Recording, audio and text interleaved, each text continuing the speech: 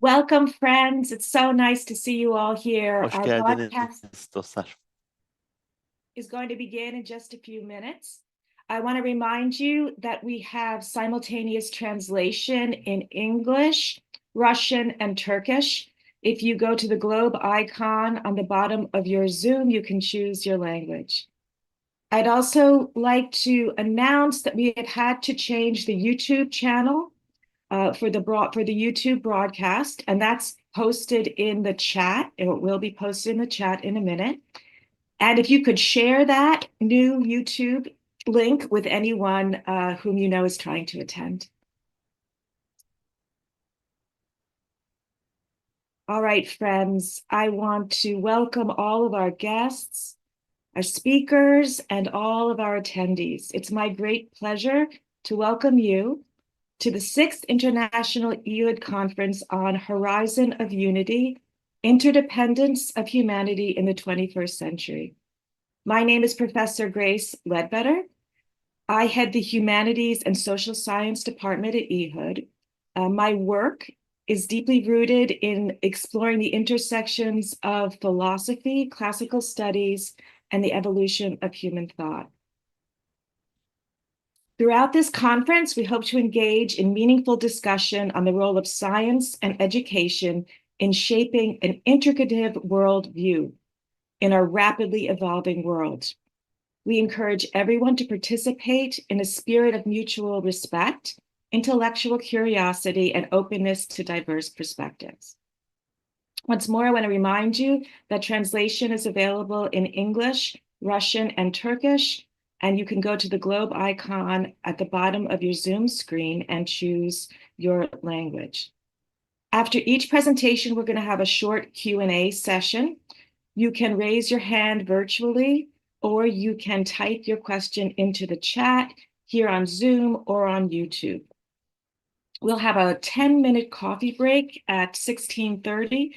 That's 10:30 Eastern Time. And the conference will conclude at 19:15 Central European Time. It's 1:15 Eastern Time. If you'd like the full program, the link is now being shared in our chat. It's now my great honor to introduce our director, Professor Ephraim Eliav, who will deliver the opening speech for this conference. Professor Eliav is a Kamea research professor specializing in atomic physics and relativistic quantum chemistry at Tel Aviv University. His research focuses on precision calculations of heavy atomic molecular systems, which are critical for both fundamental physical theories and applied research. His remarkable achievements speak for themselves.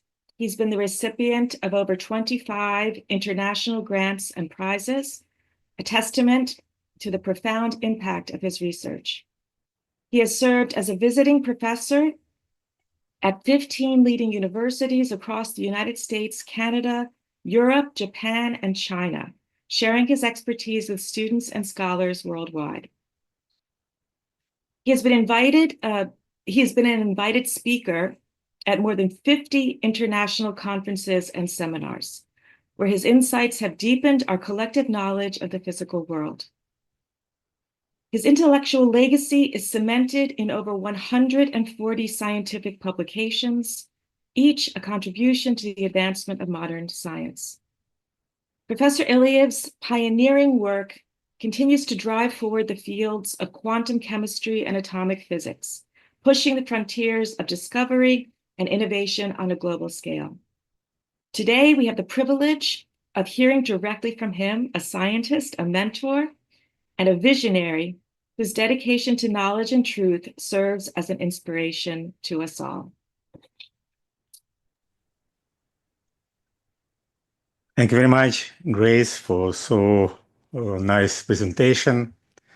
Distinguished colleagues, dear friends and partners, welcome to our 6th International IHUD Conference. It is truly inspiring to see such diverse minds gathering from many countries and nations, united by a shared vision of humanity potential. Looking to our program, over these 2 days, I feel both humbled and inspired by the wealth of knowledge, experience, and wisdom represented in this Zoom room. We have 15 remarkable presenters from Turkey, Israel, United States, Russia, Ukraine, Belarus, Canada, New Zealand, and uh, Lithuania, a truly global tapestry of minds and heads united by a common vision. At the core of IHUD Institute work lies a fundamental understanding: global evolution, life, consciousness, humanity, and civilization from an intricate, interconnected network. These elements do not exist in isolation, but function as a complex, integral, synergetic system where each component influences and is influenced by all others. The IHUD integral scientific paradigm recognizes that achieving true harmony and peace depends on developing the integrative collective level of consciousness. When we perceive reality holistically, we can function as a unified superorganism while honoring our diversity. This is not mere idealism. It is the practical foundation for addressing our most pressing global challenges. Central to our mission is the development of innovative educational practice. We believe that education must evolve beyond informational transfer to cultivate integral synergetic connections among individuals. By fostering unity and cooperation through our spatial educational system, we can elevate humanity to new heights of integrative collective consciousness and existence. Looking around this Zoom room, and you will see that living embodiment of our principles: scholars, educators, medical professionals, engineers, artists, social workers, and other specialists from diverse cultural backgrounds, religions, and socioeconomic levels, all contributing to greater understanding of the global unity. This is IHUD vision in action. As our program proceeds, I encourage you to engage fully, question openly, and connect authentically. The solution to humanity challenges emerge not from isolated brilliance, but from our collective wisdom. Thank you for bringing your unique heart's gift to this gathering. Together, we are weaving the tapestry of humanity's unified development. Welcome again, and I wish success to our conference. Please, Grace. Thank you so much, Professor Eliav, for those inspiring words and for setting the stage for our discussion today. We're now ready for our first presentation. For those of you who have just arrived, I want to remind you that we have simultaneous translation in English, Russian, and Turkish, and you can choose your language at the bottom of your Zoom screen with the globe icon. Post your questions in the Zoom chat or the YouTube chat, or raise your hand virtually. I'll also remind you that we have a change of YouTube channel, and we're going to post that in the chat too. And if you could let anyone know who you think needs to know the new YouTube channel, we would appreciate it. Thank you. It's my great pleasure now to introduce our first speaker, Dr. Zsolt Gabor Hermann, to our virtual space. Dr. Hermann is not only a highly respected orthopedic surgeon from Wanagui, New Zealand, but also a deep thinker whose work bridges the worlds of medicine, philosophy, and human interconnectedness. Throughout his career, he has explored the intricate relationship between the human body, healing, and the broader purpose of life. Today, he will take us on a journey of profound reflection with his talk entitled The Revelation of the Source of Life, Humanity's Ultimate Purpose in Global Integration. Thank you very much. My name is Zsolt Hermann, and I'm a Hungarian-born orthopedic surgeon living in New Zealand. I will share you my presentation.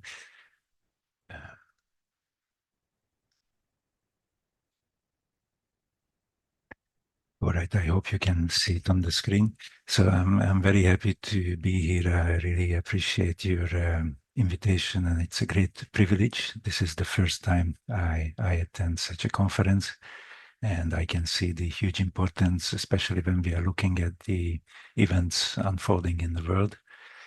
During the next 2 days, from many different professionals, we will hear about global integration, why it is so important, and what we can do to educate people more about it. So instead of talking about the details, I would like to invite you to imagine that everything that happens to us is not random, not accidental, but try to imagine that we are in a theater, in a movie, which is very well designed and conducted, and everything that we experience is purposeful, and it has to happen. So we just have to understand what is happening to us. So through that scope, I would like to examine the global integration, why it is so difficult for humanity to achieve this global integration, and how we can help each other to move on. So I mean, especially in this plenum, I don't think I have to give any further proof that we live in an interconnected world.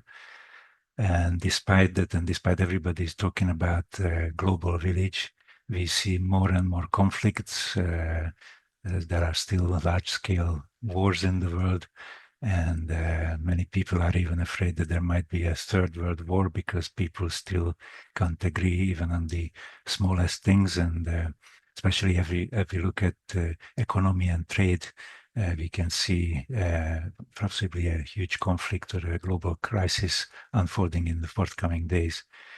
So why is it that on one hand, we all know that we are interconnected, we already experience that we have to connect together to succeed. When it comes to crunch time, we all choose separation.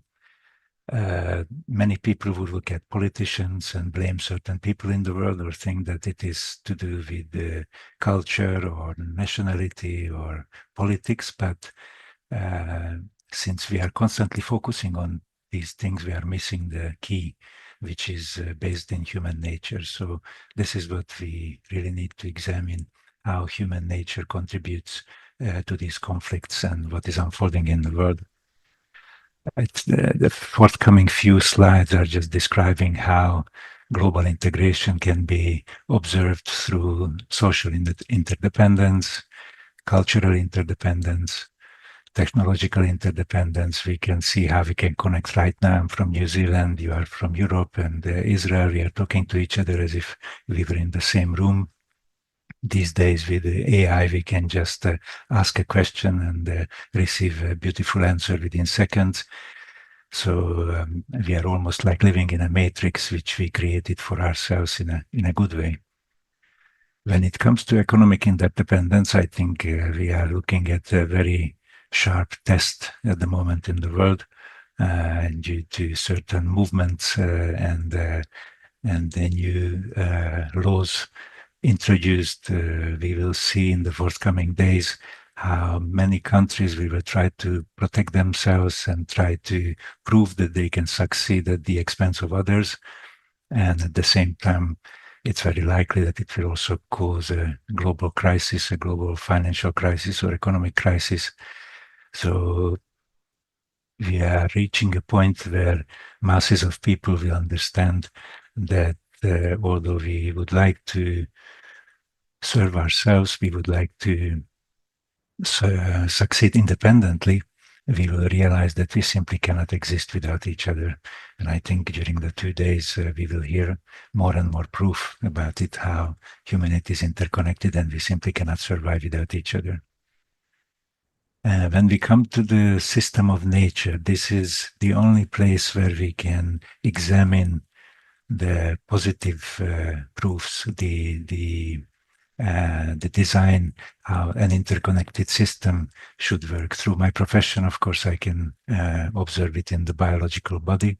But when we look at nature in general, we see many examples. Unfortunately, that is also distorted when we look at Disney movies and we hear all kinds of children's tales. We get a very skewed picture of the world. So we can't really see how much each element in nature is contributing to a single system which is alive and which can nurture life, exactly because each element is contributing and working together. When we look at Disney movies, we look at good animals and bad animals. So we can't see that when a predator is chasing a prey, both of them are fulfilling their role in the system, and both role is absolutely necessary. There are unique empirical scientist who has been describing the whole of reality as a system that is permeated by a single force, a single quality, which is the quality of love and bestowal.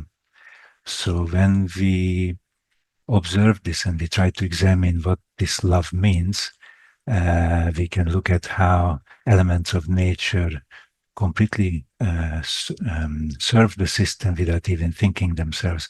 If we look at our bodies, we can see how our cells and organs each do exactly what they need to do for the system to survive and most optimally exist.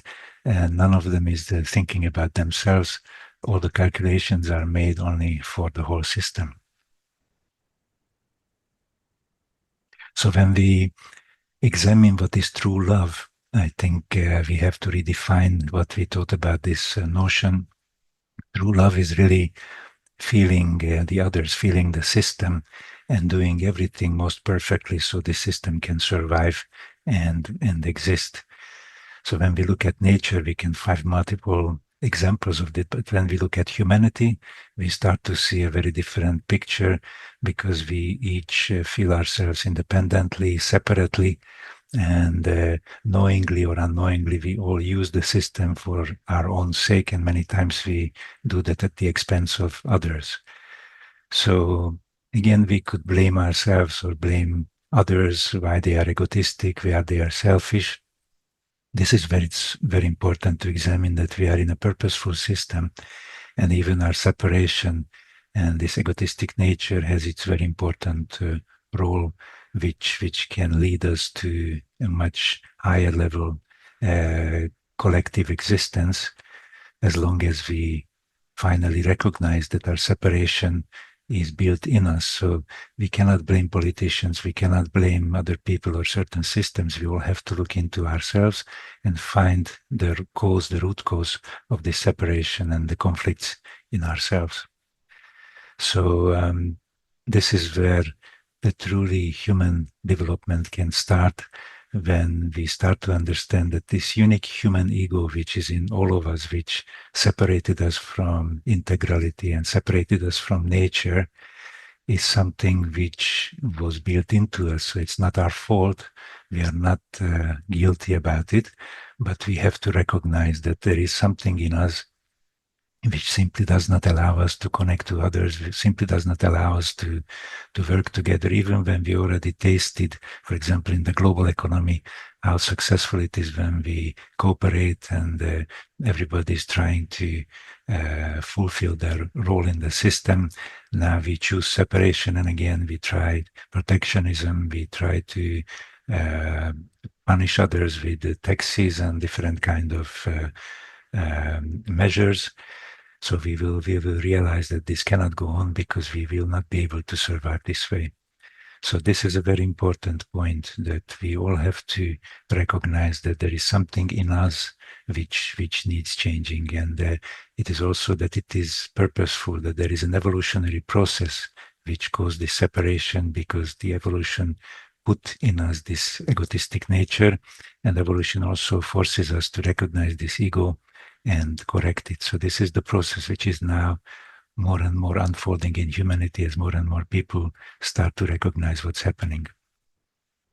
So humanity is very unique in the system because we have consciousness, we have awareness of our situation, we can examine ourselves in a critical examination, and we can even induce changes how we behave, which animals or plants or the inanimate objects cannot do. So we really have to use this unique human ability.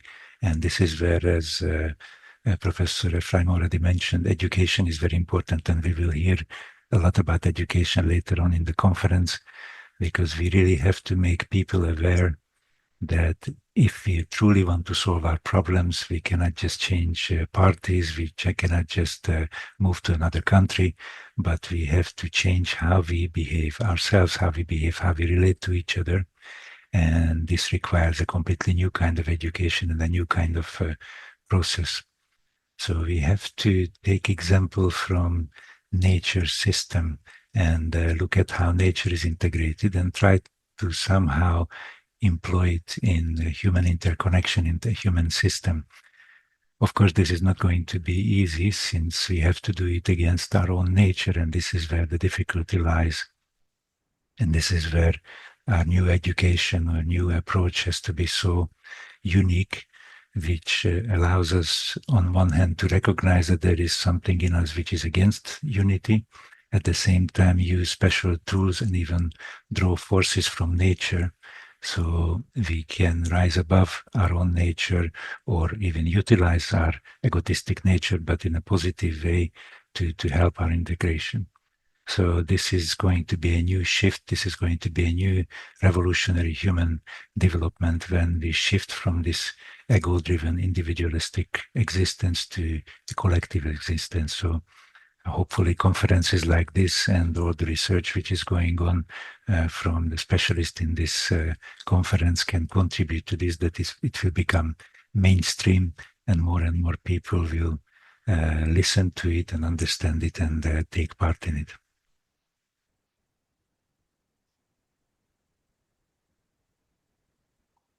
So the first step in this process is to recognize how the ego is working in us, that whether we are aware of it or not, we all try to grab everything. And most of the time we try to do it at the expense of others. Again, I think we don't need any more proofs than what we see in the world right now. And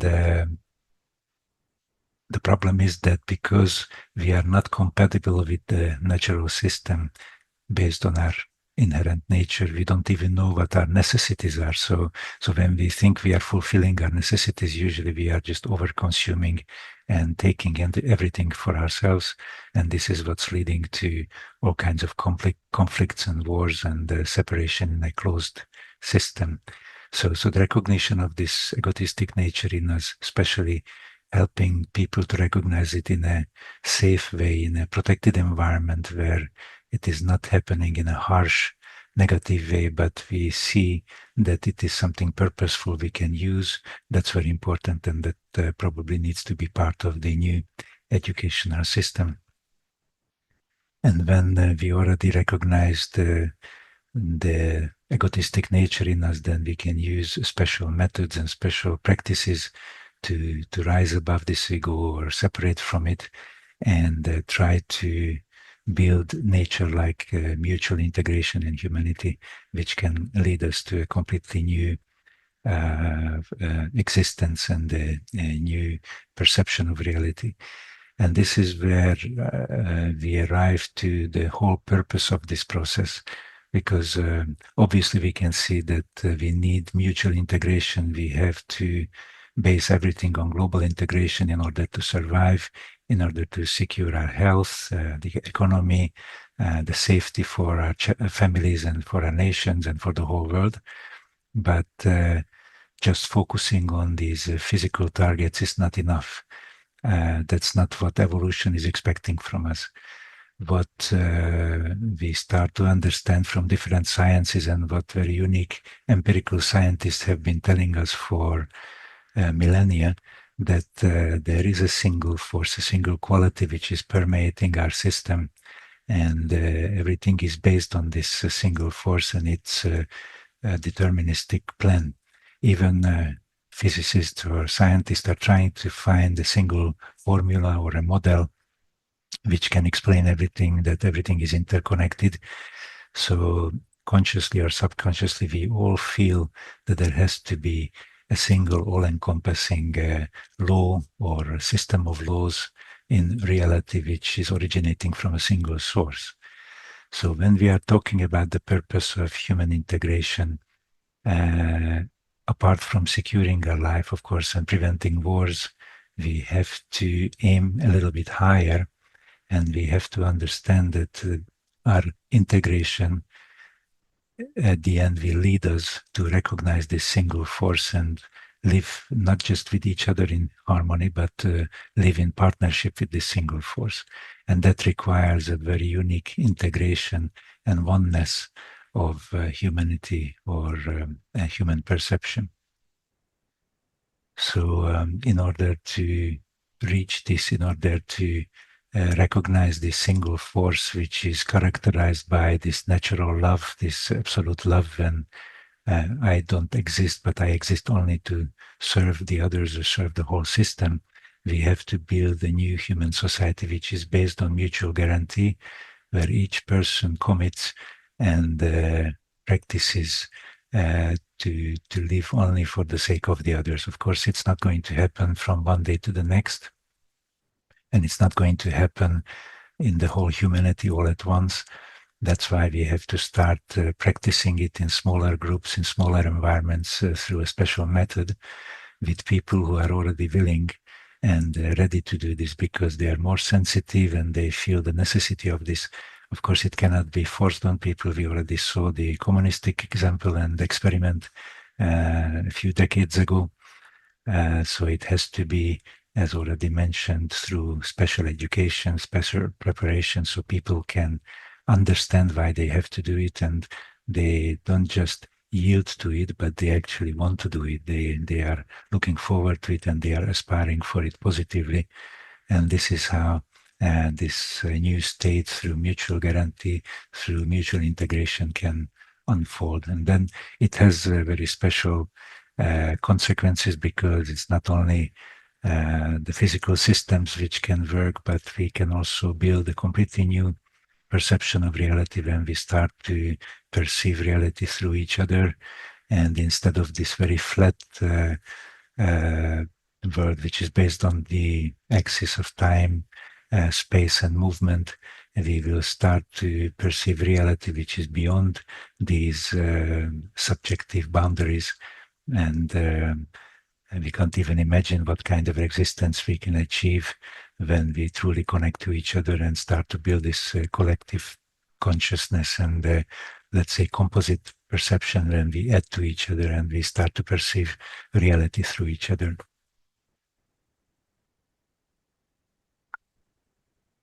So this collective consciousness, this singularity, we could call it, what we can prepare, that will enable us to sense that unique force, that unique quality which is permeating the whole system, where everything is originating from. So this is just, I wanted to provoke some thoughts, and I wanted to invite you to imagine this beyond all the physical problems and the problems humanity is exploring today. That although, of course, we have to solve our problems and we have to prevent further problems, there is a much higher goal, a much higher purpose, and an opportunity before us, what we can achieve through mutual human integration. At the end, I think this is what we will achieve with the help of such conferences and by working together and helping each other. So, I mean, that was mainly what I wanted to tell you, and we have a few minutes for questions, if you have a few questions. Thank you so much. Let's see if we have some questions. Yes, there's one question in YouTube. It says, how can we change from being focused on ourselves to caring more about others? Thank you very much. Yes, I think as we discussed and we will hear in few of the lectures today, we need a proper education program, a proper information changing program. Although mentally most people understand that we live in a global world, we don't feel it. So what we have to do is to create such environments and such programs where we can give each other emotional impressions, that we can make a very sharp distinction between being on ourselves and focusing on ourselves and experiencing all the problems what we go through today, and what elevated states we can experience when we are together. Even today we have such experiences when we attend music conferences or sport events, when people are in the same atmosphere and trying to support each other or do something together. But we can elevate it even more higher when we also understand that by uniting, by integrating, we can reach some much higher, qualitatively much higher goals. So it has to be education and collective mutual practices we can do together.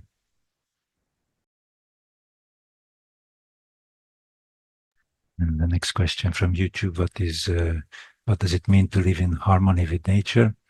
We have to become similar to nature, first of all, in order to be in harmony with nature. So at the moment, we are not compatible.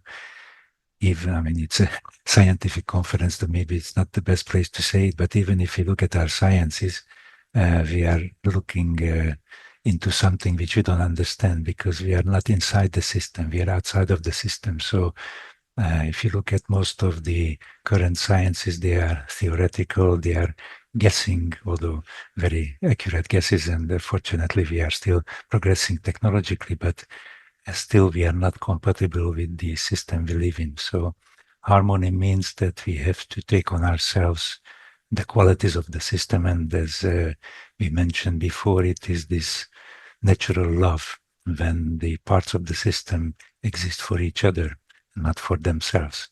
So we will only understand nature and only live in harmony with it when we don't try to change it to fit our expectations, selfish expectations, but we change ourselves, how we can understand nature, how we can take on its laws and build a natural kind of integration. We can even say that individually we will never be in harmony with nature. Individually, we will never understand nature. We will only understand it collectively when we become an integral collective which partners nature. Thank you. I had a question. What is some of the most important scientific work, in your opinion, that approaches this idea in some way?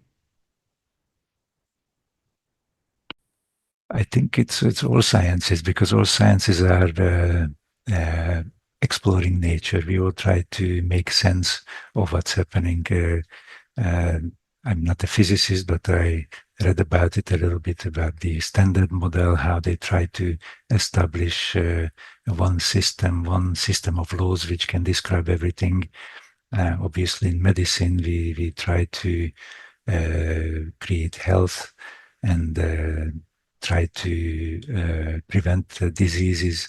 And now we start to understand that apart from the physical part of it, the actual emotional side of healing and existence is much more important, because everything is influenced by how we relate to each other. So I think most of the sciences which are looking at the integrality and the integral connections are contributing to it. So I don't think it's just one science.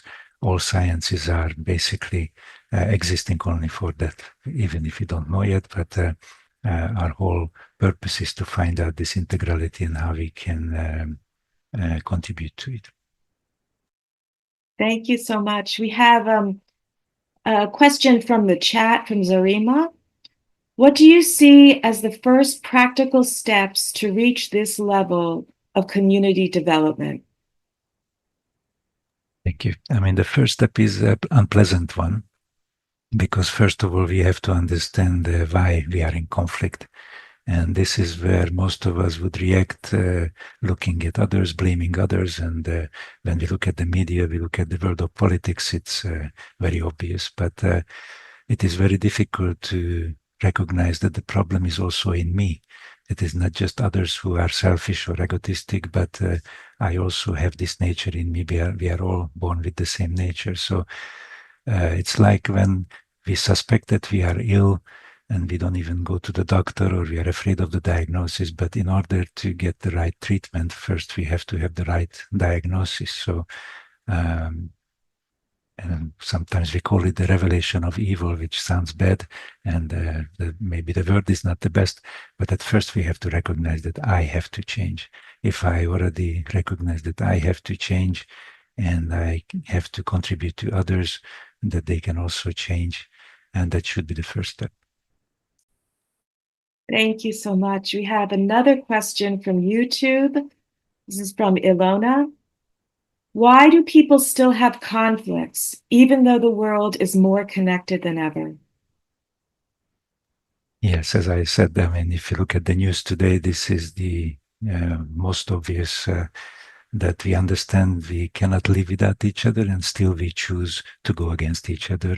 And that again is coming from our inherent nature. And this is why it's so important that in safe and protected environments, we look into a mirror sort of and start to recognize that this is in me. It's not just the others, but unless we change our nature, we change our approach to each other, we will never be able to solve the conflicts, and it will just get worse and worse, because we are in a downward spiral now, which can lead into a world war, unless people start to recognize that we just cannot go on instinctively and repeating the same mistakes, the same habitual reactions that we have been doing for whole history. And now our weapons are much more destructive, and now we can even destroy each other with a button, disconnecting each other from whatever services we are using. So again, we just have to recognize that the problem is in us, and we have to have the willingness to change. And fortunately, as we learn or we hear from different sciences, it doesn't have to be 8 billion people to make this change immediately. If we have a so-called critical minority, a unique group of people who start this process, then that can spread in a world which is getting more and more desperate anyway. So if a small group can show some hope, some positive example, that can immediately initiate huge changes. Okay, I think we have time for one more quick question from Zutsu. People don't like change, and they especially don't want to change themselves. How can we help them accept change? Yes, it's difficult, but if you look at the world, we are changing every day, and unfortunately, the changes are forced on us, whether we want it or not. So we are in a process which is unfolding, and if we don't make conscious steps to change ourselves, we will be changed by suffering, unfortunately. So this is what we have to recognize, that we then don't have a choice. We have to change. The question is, we will be changed because it's forced on us, or we go ahead of the changes and we start changing ourselves before we are forced to change. This is our only free choice, to understand what we have to do and do it before it is forced on us. Thank you. Thank you so much, Dr. Hermann. This has been a wonderful talk, wonderful way to begin our conference, and you get to so many important and fundamental ideas. So we are very grateful. So now I'm honored to introduce our next speaker. I would like to welcome Professor Valeria Khachaturyan to our virtual space. Professor Khachaturyan is a distinguished scholar in cultural studies with a deep academic background in globalization and social transformation. As a retired senior researcher and a respected member of IHUD, she has dedicated her career to exploring how cultural and societal shifts shape our interconnected world. Her research delves into the complexities of globalization, identity, and the evolution of a unified social system, offering valuable perspectives on how societies adapt to the increasing interconnectedness in our time. Today, she will share her presentation titled Globalization and the Formation of a Global Social System. Professor Khachaturyan, the floor is yours. Добрый день. Я рада приветствовать всех участников конференции и слушателей, и большую выразить благодарность организаторам этой конференции за огромную работу, которую они проделали, чтобы эта конференция состоялась. В наши дни глобализация, несомненно, является важнейшей тенденцией исторического развития и главной движущей силой трансформации, которые меняют облик мира на наших глазах. О глобализации написано множество работ, однако many works have been written about globalization, however, but it's still discussions. The most discussed questions are the actually globalization long-term sustainable trend? This is the first question. The second one, does this process have a certain direction? And if so, what will the new global world be like? Will it be united?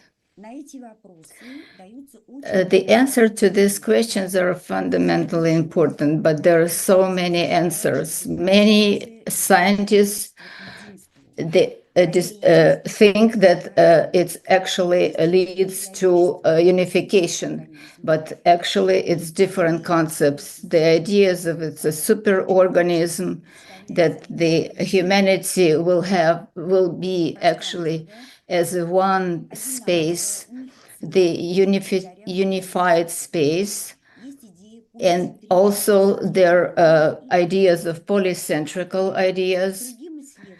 The other researchers, the idea of united humanity seems like utopia. In their opinion, the process of global integration will soon stop and give way to the opposite trend towards separatism. And finally, the third most common point of view is that actually the globalization doesn't have any specific historic destination. It is a chaotic and unpredictable process. Therefore, only one thing can be said with confidence: globalization leads to a restructuring of the world space. So, new centers of economic political powers, new civilizational blocks, and between them, there will be a complex relationship that will establish, including connections and also conflicts. The diversity of opinions has very specific reasons. Today, globalization is an extremely complex process with ambiguous short-term results that are not always consistent with each other. For example, there is tendency towards homogenization of world space, but it's combined with tendencies towards further differentiation. And integration is combined with deepening global inequality between rich North and poor South. And yet, despite the pronounced asymmetry of globalization, its complexity and inconsistencies, there could be possible identify the main leading trend in the complex of different processes. To do this, it is necessary, first of all, to consider globalization of its historic dynamics, not limiting itself as a modern time. Nowadays, globalization has become most obvious. However, according to scientists, the origins of this process can be found in ancient times. This approach makes it possible to show the evolution of globalization, highlight the stages of its development, and most importantly, determine its general direction, because it is easier to identify the tendency. Globalization is very research and very actively, and but the history of the interaction between the societies in the different regions of the technical, there's ideas and even viruses and diseases. Of course, this kind of research is very important, but much more interesting from our point of view is the world system approach, which is being successfully developed by a number of scientists.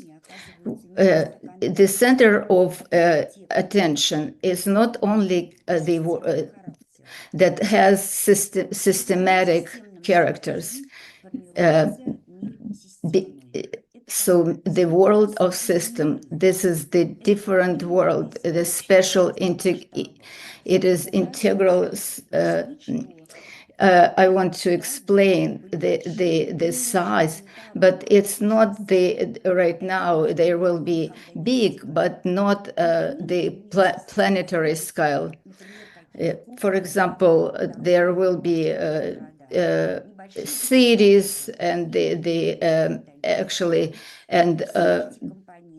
all components, they will be connected with a stable connection between them, because they were the trading routes, but also informational and political. So they will be, because they will their philosophical ideas and all technical ideas and all of that. Many they want to identify the history of the world system as the most dynamic, the Afro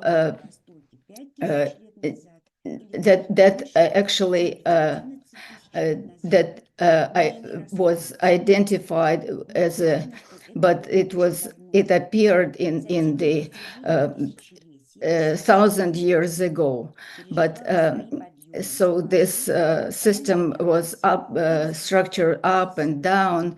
The restructuring, it actually has changed the sizes, and in our nowadays it's actually the whole planetary scale. So from a position of systematic approach, globalization, so it's a formation of the whole planetary system, world planetary system. So this, the whole systematic is the whole vector of the evolution. This is very important for us, because to understand understanding the future. Nonetheless, they actually, that new global world system, that will be not one super organism. They also don't want to discuss this problem of the world construction, because they think it's too complex, and it's not clear that it will be one result. How is actually this approach is true. I think that the whole world planetary system has to be organized. And this organization will be very different from everything preceding it, because the scale of this system, the formation, it's very diverse right now. And right now, we cannot even compare the scale of integration. Everything has changed, interdependence, and that is, this is very important aspect that I want to actually make special point. So the interdependence, the scale of interdependence is actually depend on the connection between, but interdependence, it's actually has the results might be positive or negative, and they show how the system organized. Is it correct organization between its parts or not? We have to say that interdependence is not that actually bring attention of scientific world, but I think that this aspect is very important and could actually help to understand the modern time, what happening, the processes of in nowadays. Of course, studying very important study of what is and history. This is the task that require the special attention. But in this we want to take a look at what is the how it was globalization before modern times, considered superficial. However, even this area, interdependence between societies, already existed and at times was quite noticeable. This is confirmed by the analysis of Afro-Eurasian world system in 14th century, when it reached its greatest prosperity, stretched from China and India to Europe. And well-known specialist in this field, Abu Lughod, argues that prosperity explained primarily by the connection were systematic, and all elements they were connected in a single chain. They had all the trade routes, and the internal consistency of links in this chain caused the rise of the world system and the mutual reinforcement of its component, and vice versa. Decline in certain regions, weakening of synergy led to the weakening of other components and the world system as a whole.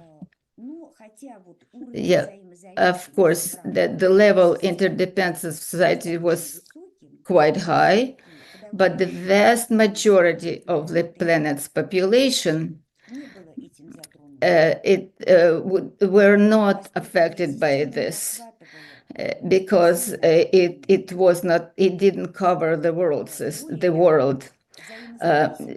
Moreover, their impact on economy was modest, because of those trade routes, even on economics and societies, it was mild, because what was exported, it was largely, it was the luxury products. So that affected, let's say, the huge ports and also regions who were oriented on the trade. But the real threat for the society of the interconnection, it didn't cause. The next stage in the development of Afro-Eurasian world system began in the 16th century during the era of great geographic discoveries and economic and military strengthening of the West. It was the transformed world system which reached its peak in 19th century, was quite strongly integrated, but it was very unique because between their elements there was no equality. It was divided into industrial and commercial Central Western Europe and US and periphery colonies and semi-peripheries. These countries, they were dependent on a center. In this world system based on coercion, interdependence has certainly increased. Not only periphery and semi-periphery found themselves more or less dependent on the center, but the center also depended on the colonies because it needed the raw materials for industrial development, sales markets, and cheap labor. As I said, this system didn't exist for a long time because it was just artificially created. The collapse of colonialism, end of the Cold War, and an informational revolution, these events marked the end of the world system, which was built on a dominance and subdominance, and then it restructuring and the next stage of globalization.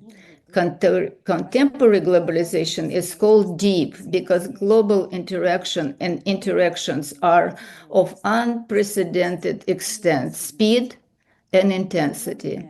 And most importantly, the degree of their influence has no analogs in history, which covers virtually all societies and all spheres, social life, from economics to culture. The world now is connected, is not only with the interdependence, but also interdependence.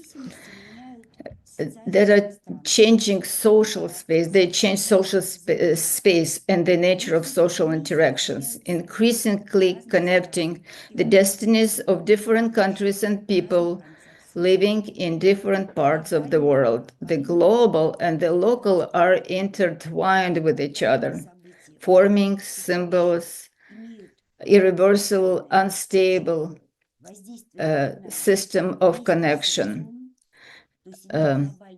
It's a global resonance, and otherwise the global processes are influenced into local processes. In addition, modern forms of interdependence have become more complex than before, representing long chains of cause and effect relationships. For example, there is a connection between the speed of the between Western consumption model in many countries and the sharp deterioration of the environmental situation throughout the world, or between the unresolved problem of world hunger and the problem of a possible deformation of civilization identity of West, where the multi-million diaspora from developing countries. All this means that society is literally before our eyes turning into a super complex global system, extremely heterogeneous in composition, at the same time highly integrated in such system, which are called integral. Special laws apply. Even small changes in the individual component can change the properties of the system as a whole. Any critical situation can have sudden, unexpected, large-scale consequences, remote in space and time from their source. And finally, the existence and development of integral systems is closely connected with establishing a balance between integrative and differentiating processes with a purposeful connection of many of its functional components. However, movements in the direction in the modern world is barely outlined. It is understood theoretically, but has not yet implemented the practice. Therefore, increasing integration is paradoxically accompanied by increasing disunity of humanity. And of course, it is quite natural that interdependence most often produces negative results, giving rise to numerous global problems. This is the main problem of crisis. This indicates that the modern world system, which is the first time in the history, has acquired planetary scale. The most important thing is missing synergy, which could give the effect of mutual reinforcement of societies and its components. In the past, synergy violations were situational. In certain parts of the cross-border trade network, disruptions occurred from time to time due to natural diseases, epidemics, wars. Nowadays, the situation has changed dramatically. The main reason for the lack of synergy is the growing contradiction between the laws of which integral systems are built and the existing principles of social interaction, the multi-directional interest of its various components, individuals, societies, transnational companies, all other parts. It is no coincidence that the word egoism began to appear more and more often in the work of economists, political scientists. In order to overcome this contradiction, which will obviously worsen, it is necessary to, first of all, to change the model of relation and interaction between individuals and societies from the narrow local egoistic to the global, systematic, or more precisely integral.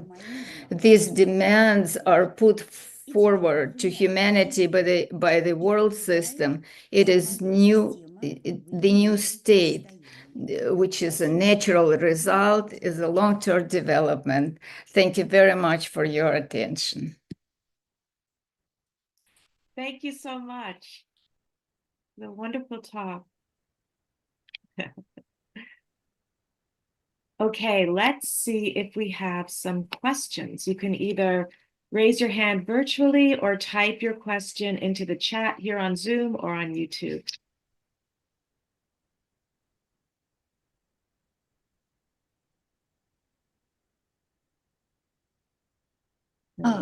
Я не успела прочитать. Yeah, I will read this. Let's see, we have one from YouTube. Hold on. Yeah, this is from Jasmine. In your opinion, what internal changes, cultural or psychological, need to take place in individuals and in society so that the globalization stops being just a system of interdependence and becomes a true unity that people genuinely feel and consciously live.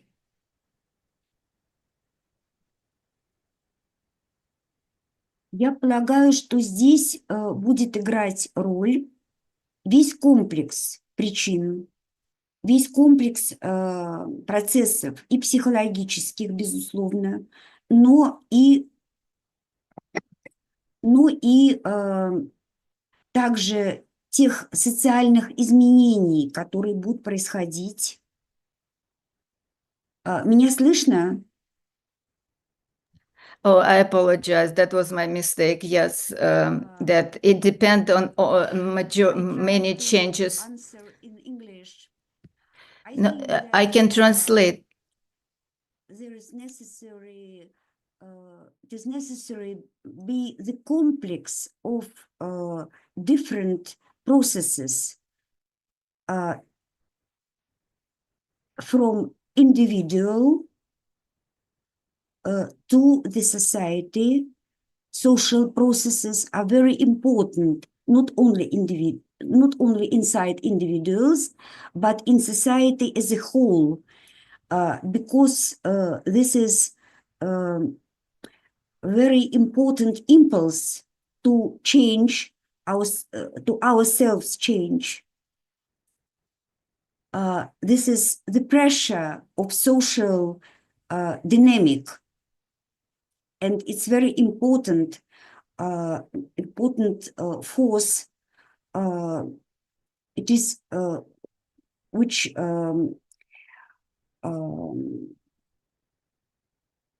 will be which give us the impulse to change ourselves. That's it. I'm sorry for my English, but I didn't expect that answer not in Russian. Maybe some more questions.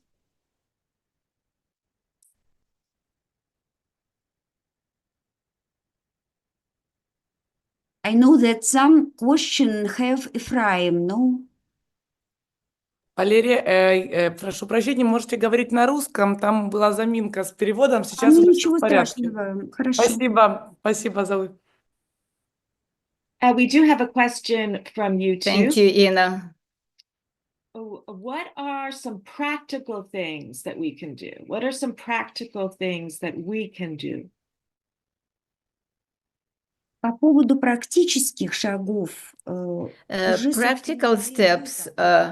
There was already this question raised and already answered, and I am in solidarity with the previous presenter. Of course, it's needed to have actually to develop the system of education. And here it's collective efforts are required.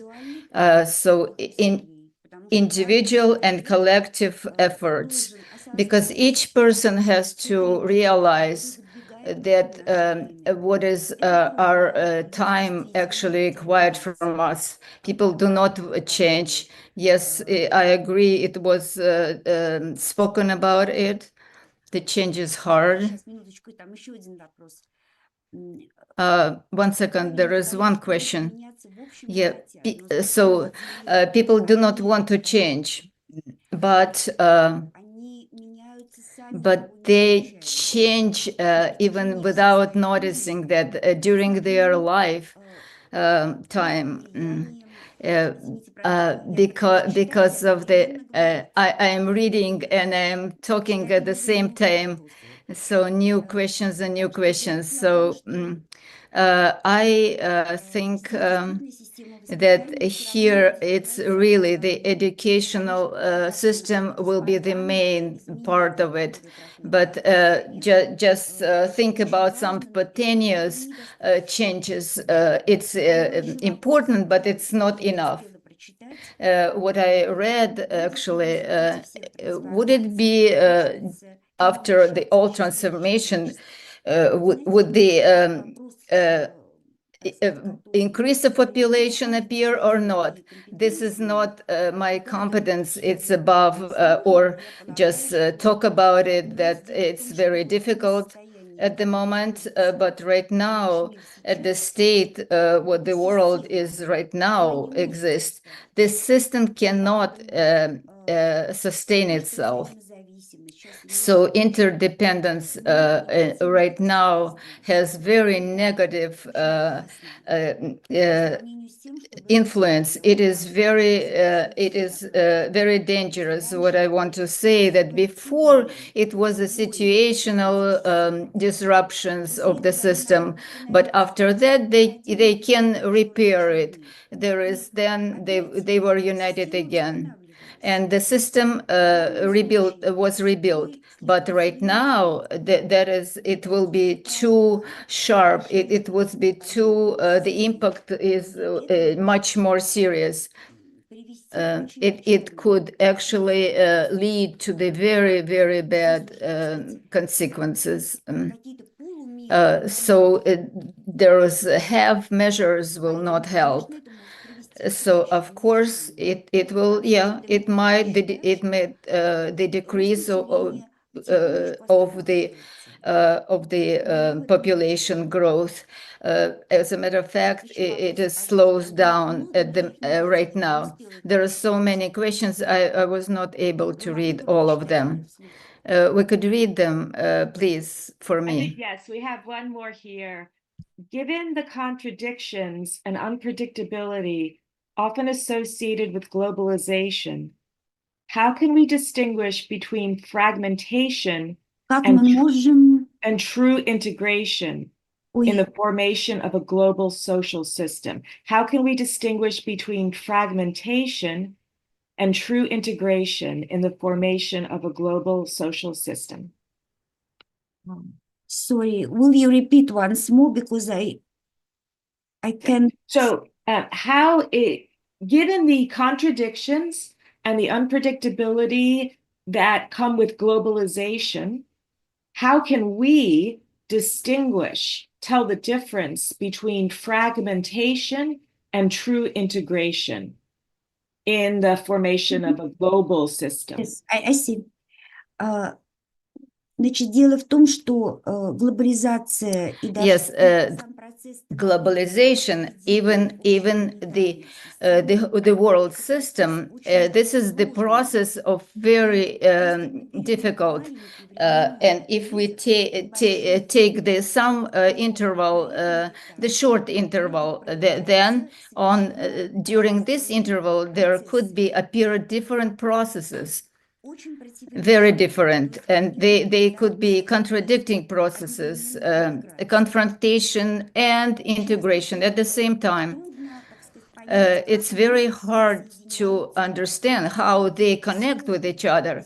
Like today, today, the differentiation is actually required, because all integral system is a very complex. There are very many components, and all those components, they have different functions. Let's say one example, biosphere of the world. This is a very good example that shows how many in this system, how many so different components exist, and nonetheless they are connected, and they are belong to this unity. And that's why the differentiation is absolutely necessary, but it doesn't have to come to the separation. But what the differentiation, yes, of course, it could continue, because our system maybe is not is complex enough, reached the complexity of what is required to be reached, the diversity of components. Thank you, I tried to answer. Yes, thank you. Thank you so much. Once again, thank you so much, Professor Khachaturyan, for your wonderful talk and your insights. Okay, let's move on to our next presentation. We are now pleased to introduce our next speakers, two highly respected experts in the field of education and peace building. Dr. Moshe Poltorok is an educator, researcher, and lecturer at Levinsky Wingate Academic Center. With his vast experience in academic and practical approaches to education, Dr. Poltorok has been dedicated to fostering a more inclusive and holistic approach to learning. Dr. Ephraim Eliav is the head of the Peace Subdepartment at the Institute for Humanities Unified Development, IHUD, a researcher and an author. His work focuses on bridging gaps between cultures through education and understanding, playing a crucial role in the promotion of global peace.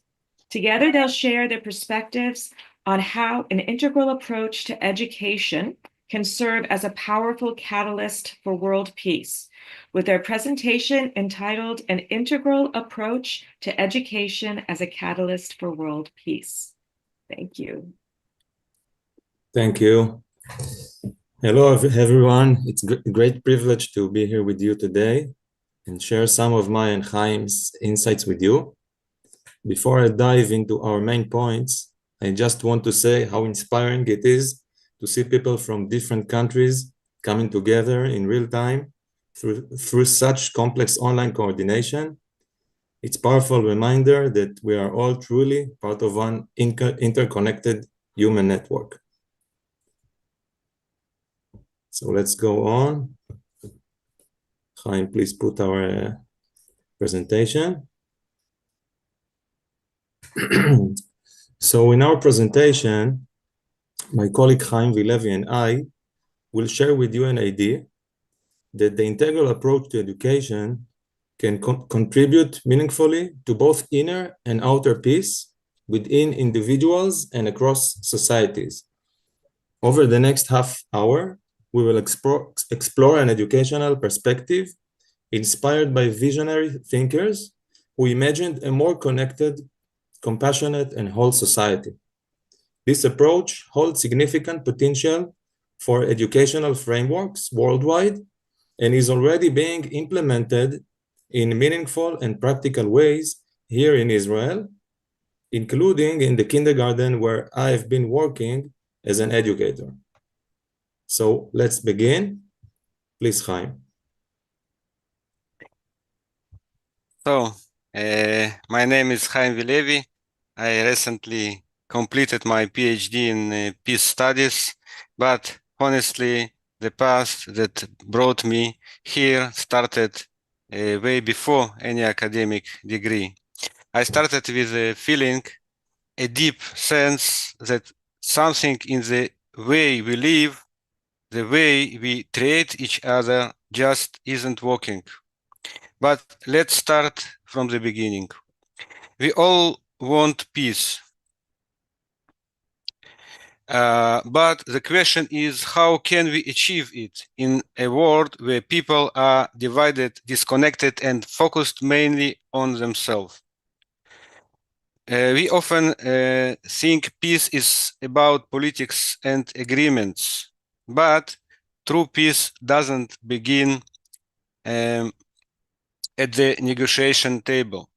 Peace begins inside people, in how we are raised, in how we learn to relate to others.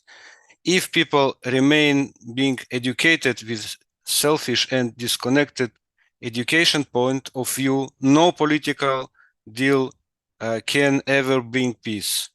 Education is the real battlefield of peace. What is integral education? Integral education is a system based on themselves spiritual and on timeless spiritual and social principles. Its goal is to help people feel connected, responsible for one another, and aware that we are all parts of one human system. It's not about filling minds with facts. It's about growing empathic, caring, and peaceful individuals. Please, Moshe. Yeah, so what are the philosophic foundations of the integral education model? The integral approach to education is holistic, recognizing that human well-being and development depend greatly on the quality of relationship. Long-term studies like the Harvard study of adult development show that close relationships are the strongest predictor of life satisfaction. This emphasizes the need for education to nurture emotional, social, and ethical growth, not just cognitive skills. The integral model combines philosophical thought with developmental psychology to guide education.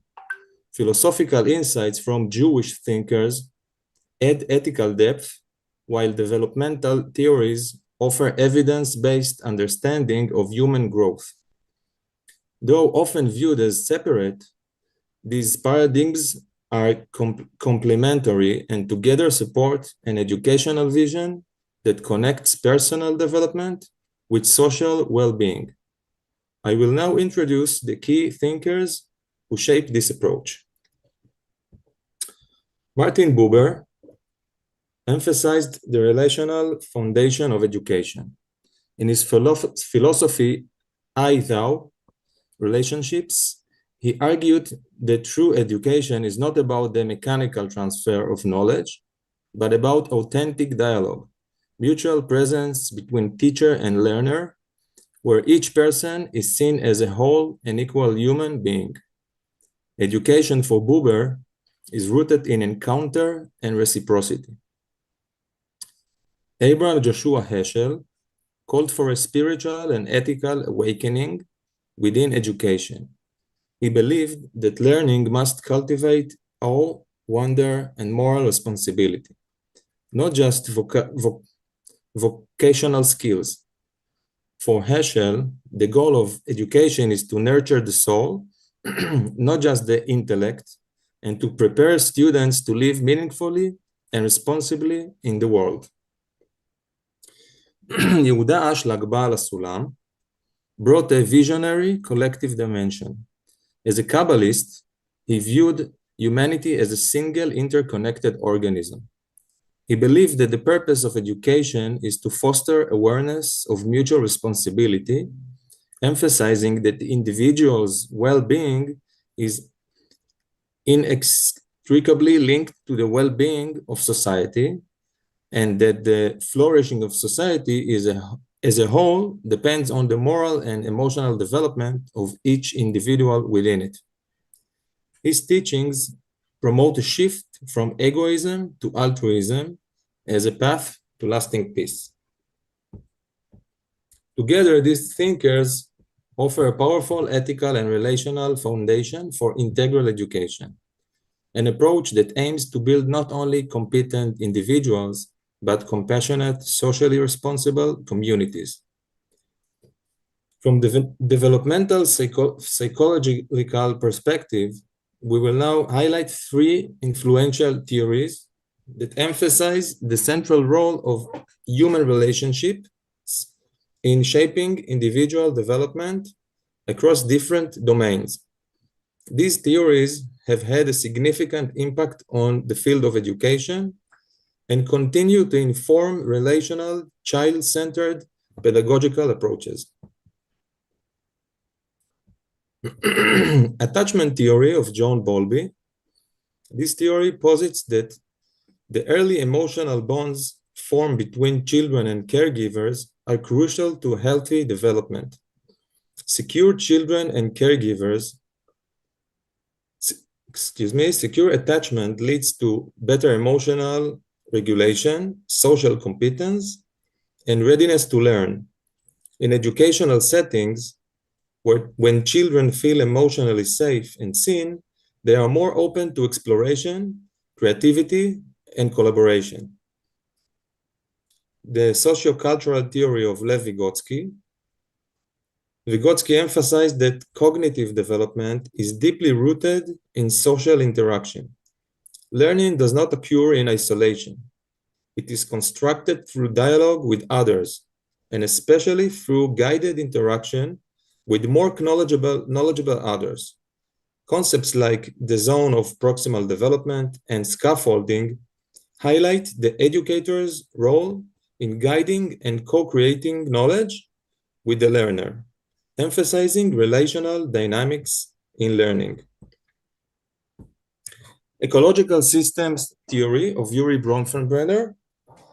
This model views development as a dynamic process shaped by multiple interconnected environments, from the family and the classroom to culture, policy, and society at large. It calls for educators and systems to recognize that learning is embedded in a broader social fabric, and that educational success depends on nurturing all layers of this ecosystem.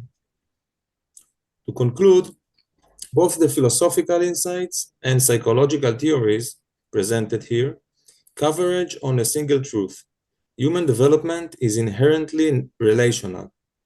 The integral approach recognizes this and calls for a transformation in education, one that honors emotional connection, dialogue, mutual responsibility, and the social fabric that binds us.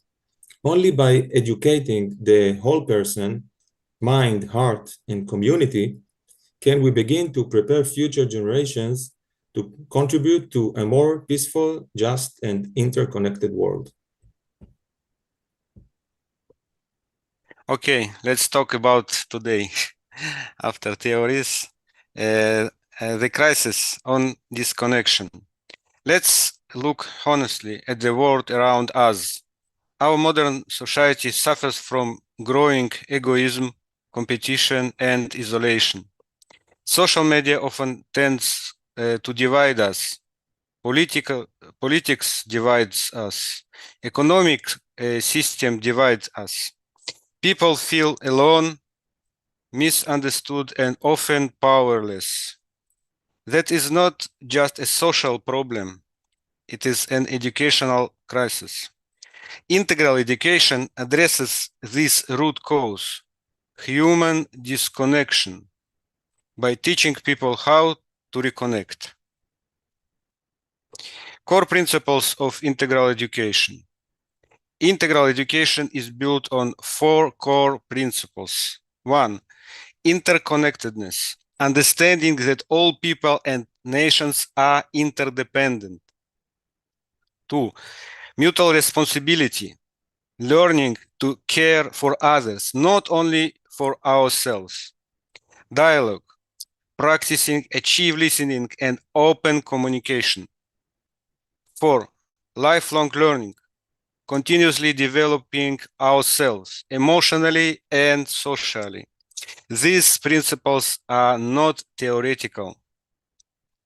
They are tools for creating new relationships in families, schools, communities, and societies. Core values of integral education. Let's summarize the basic principles of the integral approach to education. Interconnectedness and responsibility. Learners are guided to see themselves as part of large human and ecological system where actions have mutual impact. Mutual responsibility and cooperation. Education fosters empathy, altruism, and commitment to the common good over individual gain. Relationships and happiness. Emotional well-being and happiness are rooted in the quality of our relationships. Lifelong learning. Learning is viewed as a continuous process of personal and social growth through life. Dialogue and listening. Open dialogue and deep listening are essential tools in social growth through life. Mutual influence. Educators and students shape each other's development through ongoing relational dynamics, equality, and reciprocity. Every learner is seen as an equal and valuable contributor as respectful and reciprocal exchange. Thank you, Chaim. So after outlining the core principles, I will now present several practical applications that demonstrate how the integral approach is implemented in educational settings based on my experience as a kindergarten educator leading this approach over the past 10 years, also in schools. The group as a laboratory. The group of children serves a laboratory for social learning processes, where through reflective practices, participants discuss success, challenges, learning strategies, coping strategies, and the social relationships that shape the group's social norms. Community-based learning. Integrating the community into the daily routine of the educational setting, along with educational field trips in the surrounding environment, enables children to learn about interrelationships between people and systems, and to engage in experiential learning within real-life contexts. Social activities and games. Social activities and games followed by reflective dialogue among participants help shape collaborative skills, shared norms, and a deeper understanding of interdependent relationships. Pro-social climate. Pro-social climate fostering a social emotional climate that emphasizes values such as generosity, consideration, inclusion, cooperation, and mutual responsibility, rather than in the individualistic competition, contribute significantly to children's well-being. Social skills education. Educators' emphasis on social relationships within the children's group, both in everyday situations and during conflicts between children, alongside the implementation of a structured program for developing social skills, contributes not only to children's emotional well-being, but also to the development of essential social competencies. Please, Chaim. Yes, how integral education changes people. So how does this actually work? It is simple and practical. Integral education changes people through 1. Cycle discussions, round tables, as we know, a safe space to talk, listen, and learn from each other. 2.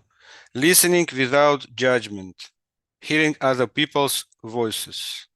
3. Learning empathy, putting ourselves in another person's place. And 4. Daily personal development, constant reflection and growth. What can we do today? Now, the most important part. What can we do already today? You don't need to wait for governments or big institutions. You can start today. Create small discussion groups at home, at work, in your community. Practice empathy. Really listen to people you disagree with. Support social initiatives that build bridges between people. Teach children responsibility, not just for themselves, but for others. Share positive, unifying content. Not hate, not fear. You can start today, right now. How integral education heals society? What happens when this approach is applied? Integral education reduces tensions in society, teaches people how to communicate and cooperate, builds a sense of belonging, creates a culture of inclusion where no one is left behind. This is not a dream. It's already happening in many communities around the world. How to achieve peace through integral education? There is a clear roadmap. Change our perception of reality. See that we are all interconnected. Develop empathy. Understand and feel others' pain and joy. 3. Encourage personal growth. Work on ourselves every day. 4. Promote mutual responsibility. Care for others' well-being. Build a new system of relationships based on care, trust, and dialogue. The future is in our hands. Peace will not come from politicals or from power. It will not come from external agreements. It starts with how we educate ourselves and our children. Integral education is not just a theory. It is practical, real way to build a world of peace. It starts with you, today, now.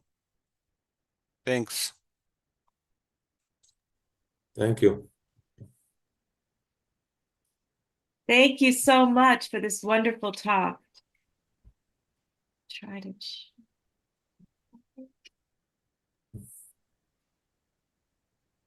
There we go. So we have time for questions. So you can either raise your hand virtually on Zoom or write a question into the chat, either here on Zoom or on YouTube.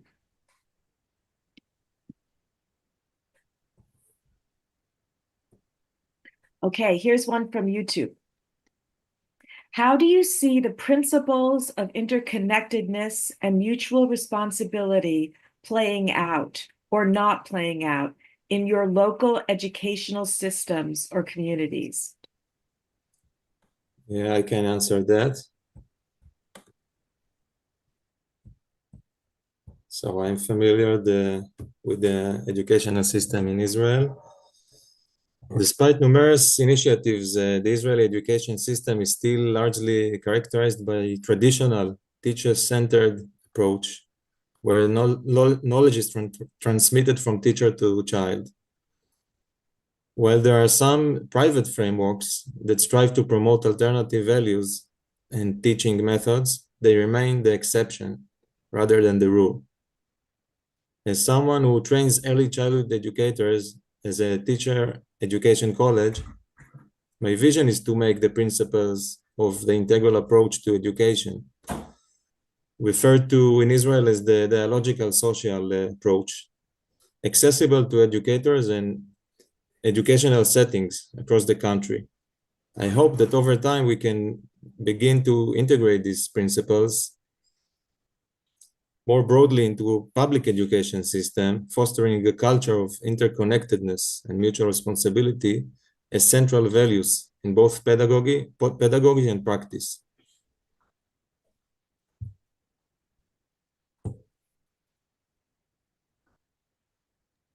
Do we have other questions? Thank you so much. Here we go, from YouTube. What challenges do you think educators might face when trying to shift from a competitive, individualistic model to an integral, relationship-centered one?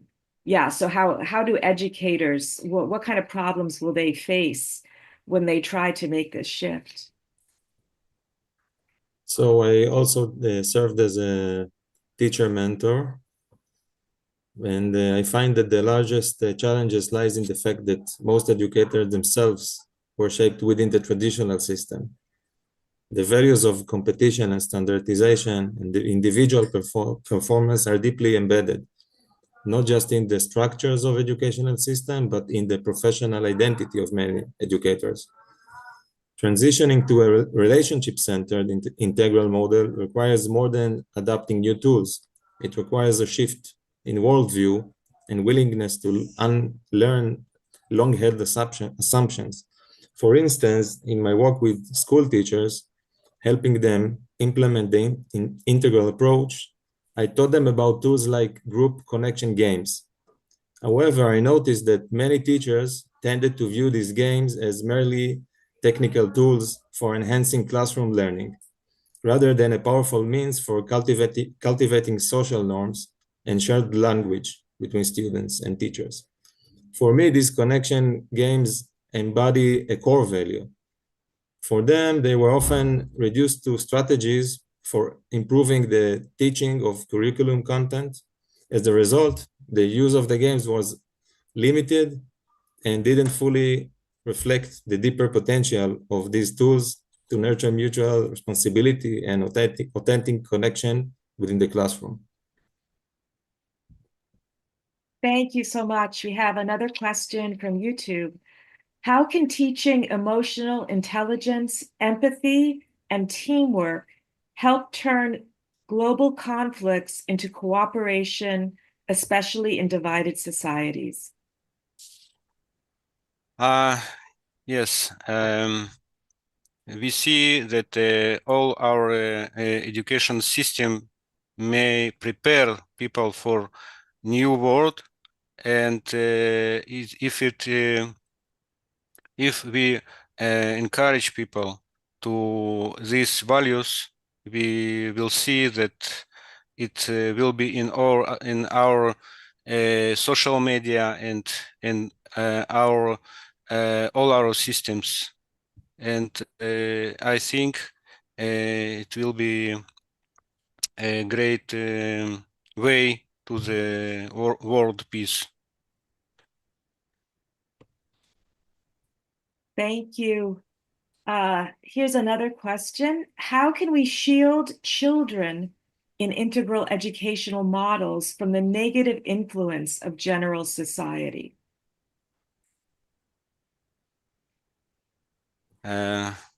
I think it's for you, Moshe. Yeah. Try to answer.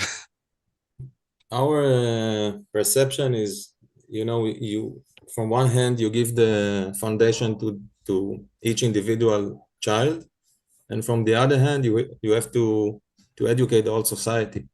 But we believe that the children, by doing this kind of activities that I mentioned, like the games and the activities in which they reflect on the processes that they go through, they're not just educated to always they learn how to manage in different situations, because they learn how to better know themselves and the other. So they get great tools to so they can strive in every society and in every place, and hopefully they will shape the society they are in. That's what we hope. Thank you.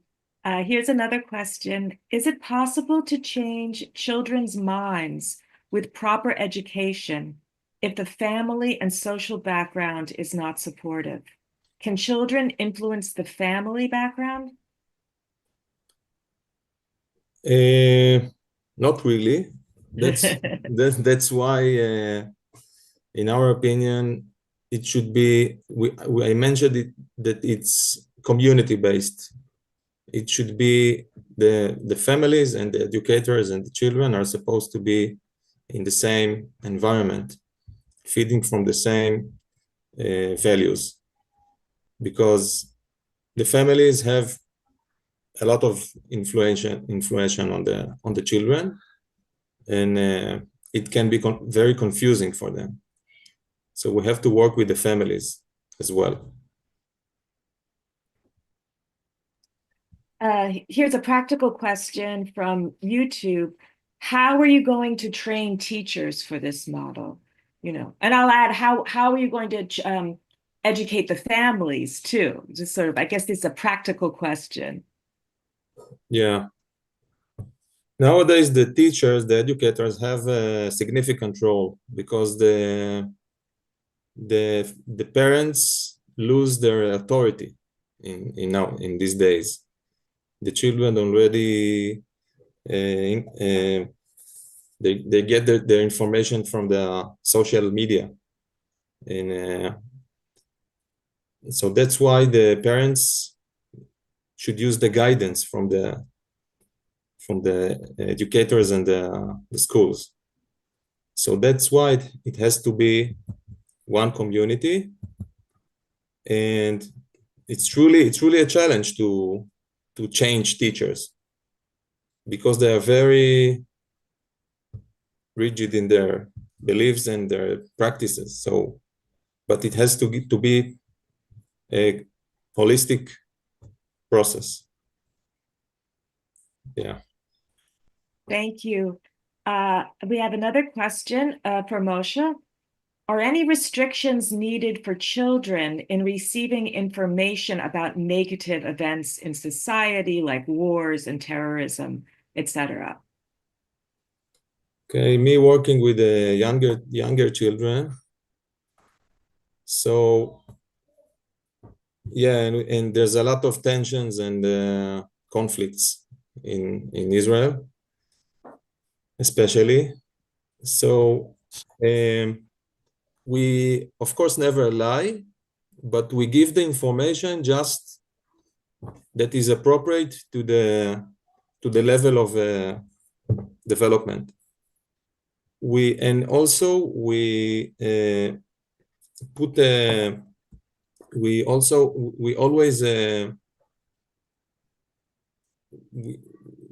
try to magnify the good that we can achieve our goals, and everything will be okay. We put on the positive side. Thank you. We have another question. How can integrating with IHUD help fellow educators and visionaries like myself to refine and develop ideas, curricula, etc., with the goal of establishing integral education centers in our respective areas? Okay, I think it's a purpose of our institute to grow these ideas, these values, to make it easily for perception, and to encourage people in this idea. And we think our values and our meaning gives people more information, more understanding of our interconnected world, and we this allow for all us to grow and to receive our peace that we all want. Thank you. Thank you. This question is from Olga. It turns out that education and upbringing merge into one process, and the main thing is not academic knowledge, but skills and abilities in human relationships. That's right. And that's why we believe in collaborative learning, because in such a process, they learn a lot of competencies, not only academic, but also social, emotional, and they learn how to learn and how to cooperate. This regarding the children in not the upbringing, but the children in the kindergarten and so on. Thank you. Thank you. How can we widely spread integral education principles to help others make large-scale changes? How can we spread it more widely? I think we talked about this in our presentation. We need to organize roundtables within communities. We need to talk about this in mass media. We need to spread our ideas in through the books, through the internet, through all in all way that we may. And I think people today need it, and people today want it, and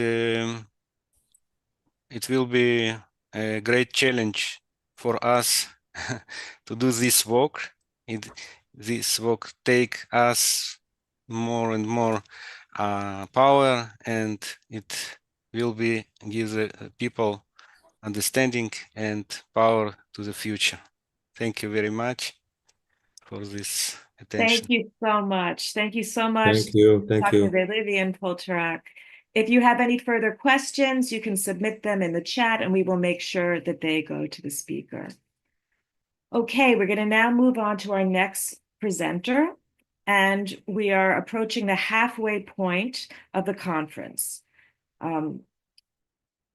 We are honored to welcome our next speaker, Professor Svetlana Yeshuk. Professor Yeshuk holds a PhD in psychology and is an associate professor at Brest State University in Belarus. With over 20 years of experience, she teaches a wide range of subjects, including personality psychology, psychophysiology, and self-management. Her research interests are diverse and include symbol drama, neurolinguistic programming, psychosynthesis, and methods of human resource development, such as Reiki and meditative auto-training. Professor Yeshuk has also developed the Conscious Transformation System methodology, which focuses on the practical development of human internal resources. Please join me in giving a warm welcome to Professor Svetlana Yeshuk. The title of her presentation is The Dynamics of Personality Development Through the Means of a System of Conscious Transformation. Welcome.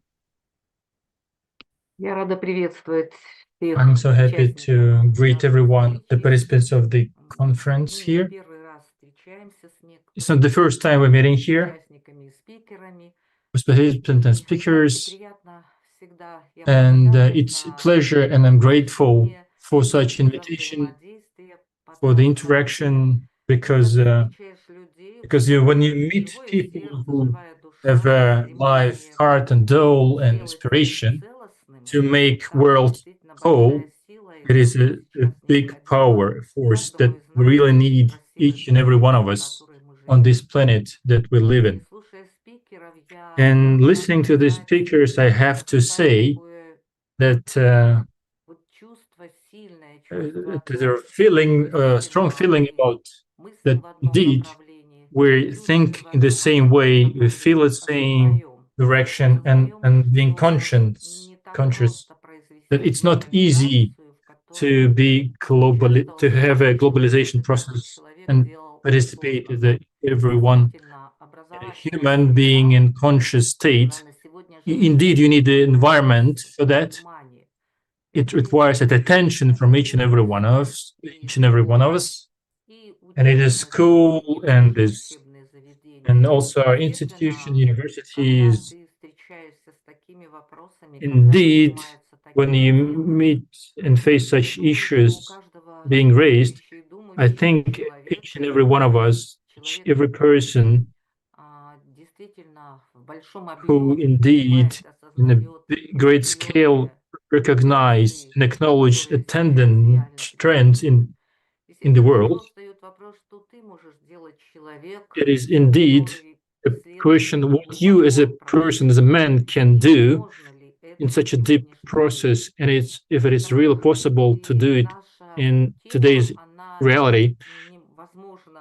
Therefore, today's topic, it's not that global, but it's very specific. And I was talking about quite for a long time, talking about our activities, such in a process as integrative, and also inclusive, which touches upon a person himself. And we have developed an approach, educational and upbringing at the same time, when participants interacting with us from different backgrounds, profession, ages, and we have made work with them of a conscious transformation and develop a personal program. Also, we've been doing it with teenagers, with school boys and girls, and we've been amazed with the results coming out from the breed specific people, and would like to present the 5 years work done on such course. And we can say that is indeed the development of the person based on the system we have developed and the tools we have used. We haven't made anything, we haven't invented, it's everything being real. It's just the only thing is how we're going to use them. We are being based on the questions we have people coming to us with the questions, who am I, and what kind of experience we had, each and every one of us, of unresolved questions and issues. And unresolved questions being interaction with the world and also within it himself. It was kind of a territory of intense tension between and the feelings of such internal potential that inherited the people as if being closed.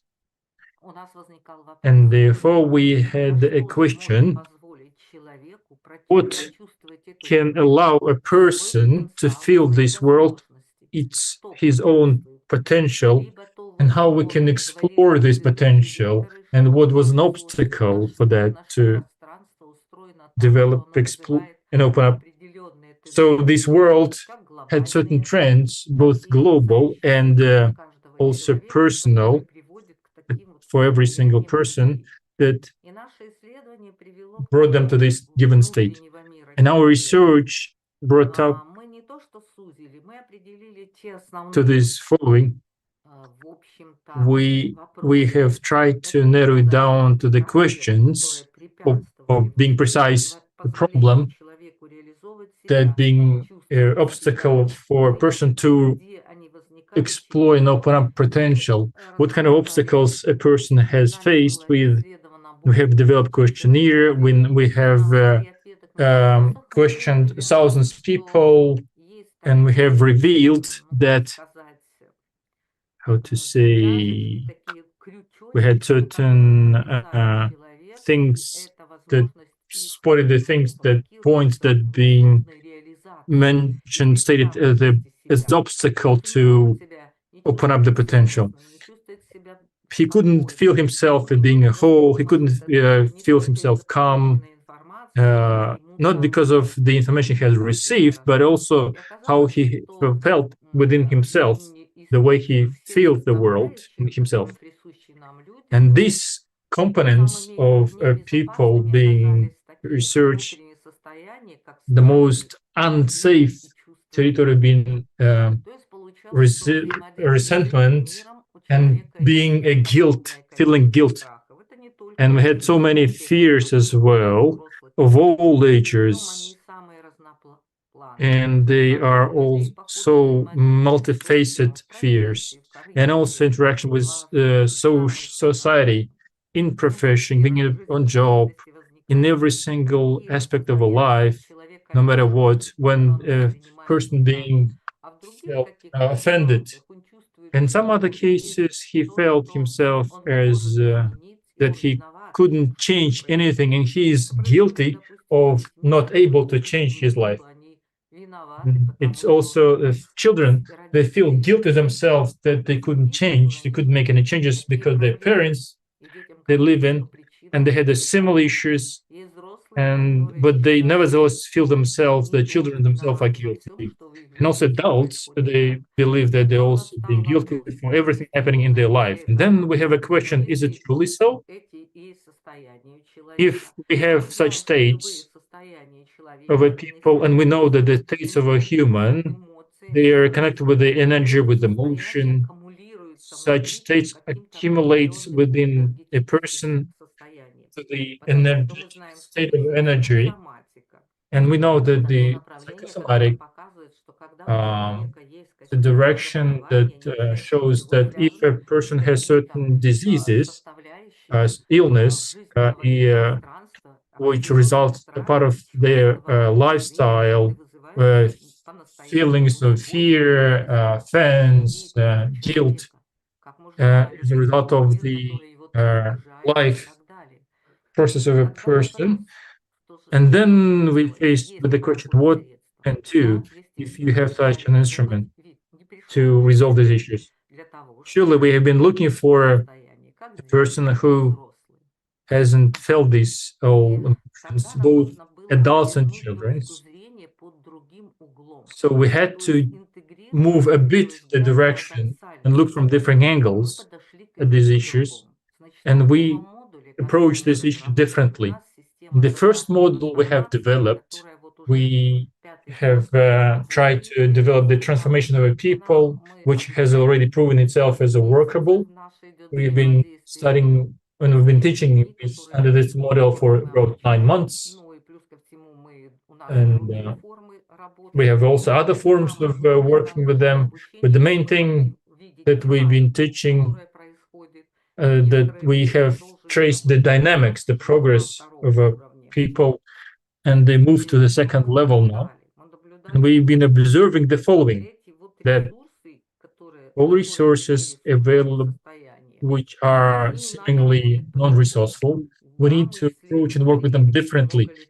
Yes, we made the research, even theoretical, practical approaches, and integration has so many strong and positive that you could, when we spoke from the speakers before me, that if we use all these approaches of integral education, man comes to the conclusion that a man in any single state, it is something for the good.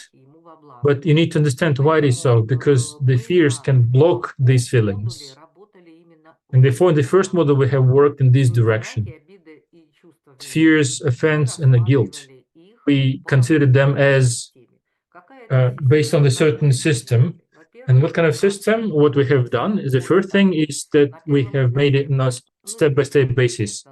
First one is that it is evident, and every single person had his or her own feelings or fears, and we have assumed being a basis, a fundamental. And the authors, such other scientists, and also people that practice, we have came to the following conclusion: that the research knowledge of a person that gives him a possibility to feel totally different relation, attitude, which has already been built up before.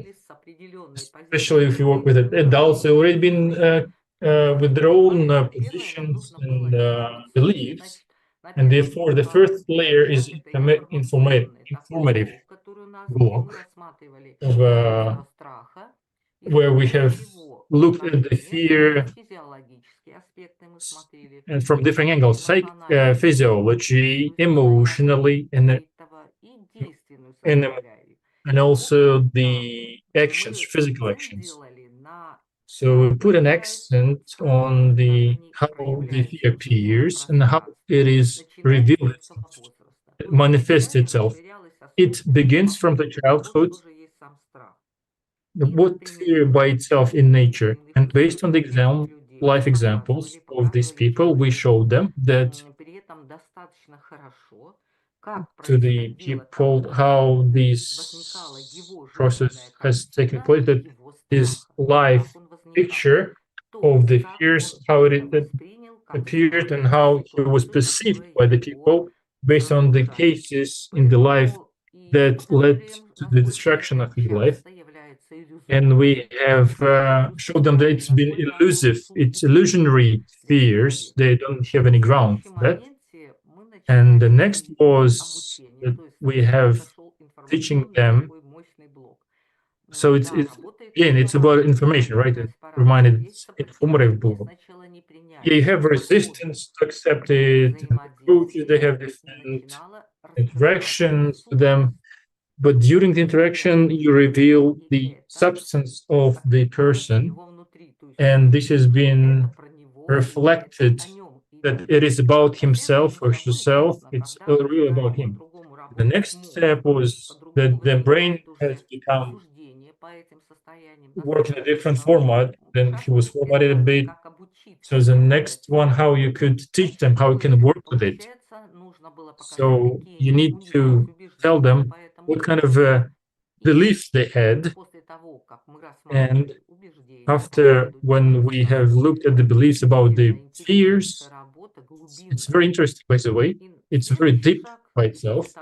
The next step after we had received understanding of what is there, revealing insights of inside himself or herself, and we made it practical. We have been teaching them how you can listen to the advice of your own fears. It was a kind of paradox, how you listen to the voice of your fears within. But then we have teaching the algorithm how we can work with the fears. We have taken a model how to explore the model of Khachaturyan, how you could interact with the fear and how you can reveal the sick state of disease. We showed based on the examples of their lives. We looked at their words that you have used, the speech, we reviewed the way they express themselves and how it is revealed itself, in which format it manifests. We show them if you are in a state of fears, you are a result of those fears. Because if you're using the energy of fear, then it gives you a force.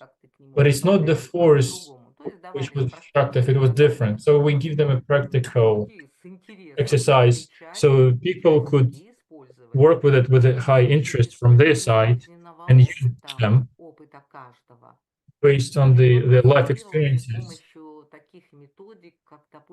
And also it's been transformed to certain methods. The other woman who has taught that the root of the course that I have not been loved enough. And from practical point of view, it was really amazing. Transforming people based on what we have been recognized, what we have revealed. And by the way, it can be used by any person, even by children. And the last stage was that about how we can manage the fear, how we can steer the approach, how we can do.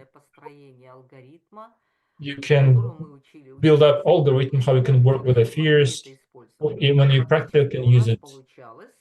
So indeed, what we have come up with is that the fears, they have a lot of limitless resources in fears, but only if you have a different approach to the fears. You don't even name it, but so we have developed the same way that with algorithm methods for every single state, same thing with the guilt feeling and the offense, also work with these feelings as well. And after that, when we have went through the levels, but it was a preparation. The next one was about second module, when the resource has been revealed of a person, of a human. And the conscious transformation has taken place The work was based on the actual active interaction in study. It's not only the informative lectures, it's only part of it, but also active form of education been developed, which have been developed with certain instruments, techniques, and exercises, including a relaxation programs.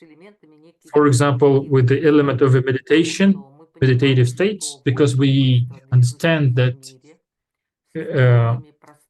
it's in the fast-speedy world, human got trapped in such a case. He cannot integrate himself. He is pulling apart. And therefore, we have teaching them how to change the speed of the absorption of information around. So we try to slow them down. And that led to the point that the people have started to acquire certain states of a being conscious, understanding of how they're built up themselves, how the world is built up, stuff. And it was led to very interesting results, which have been dispersed and spread out in the environment, how it is built up in this world, and the vision of the world has been changed. And these practices and exercises have been focused on the self, knowing themselves, exploring themselves, and able to manage themselves. And the main task was during the study, even from the aspect of a psychology, if from the younger school agers, because all these things, states coming out from the age of being in a school. But also, these fields are relevant to the adults as well. But when a person acquainted himself with such emotion, they become more understandable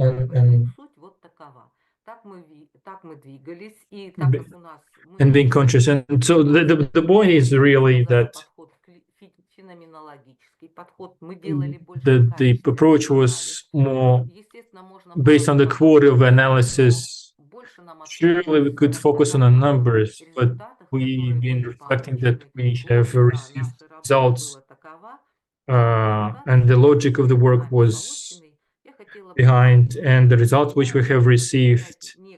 And I would like to read out a few answers, reflection of the participants, what has been taken now, what happened to our participants, so we can understand what actually happened with the person, what kind of transformation the person went through. And we'll also show the video clip as well from the graduate course, because it's impossible to show everything, surely. And we may not understand the whole thing, but people understand and they tell themselves what happened with themselves. And therefore, it is purposeful that we could share with you certain responses from the participants here. So we asked them a question, 3 questions. What important have been revealed for yourself in the course or during the study? What have you used as instrument, and what you have taken from this course? And what else you would like to explore from what you have revealed in the course? We understood that from the dynamics of the people's life, that today's life, in today's environment and tomorrow, he may be different. And it is step-by-step changes. The changes have taken place all the time.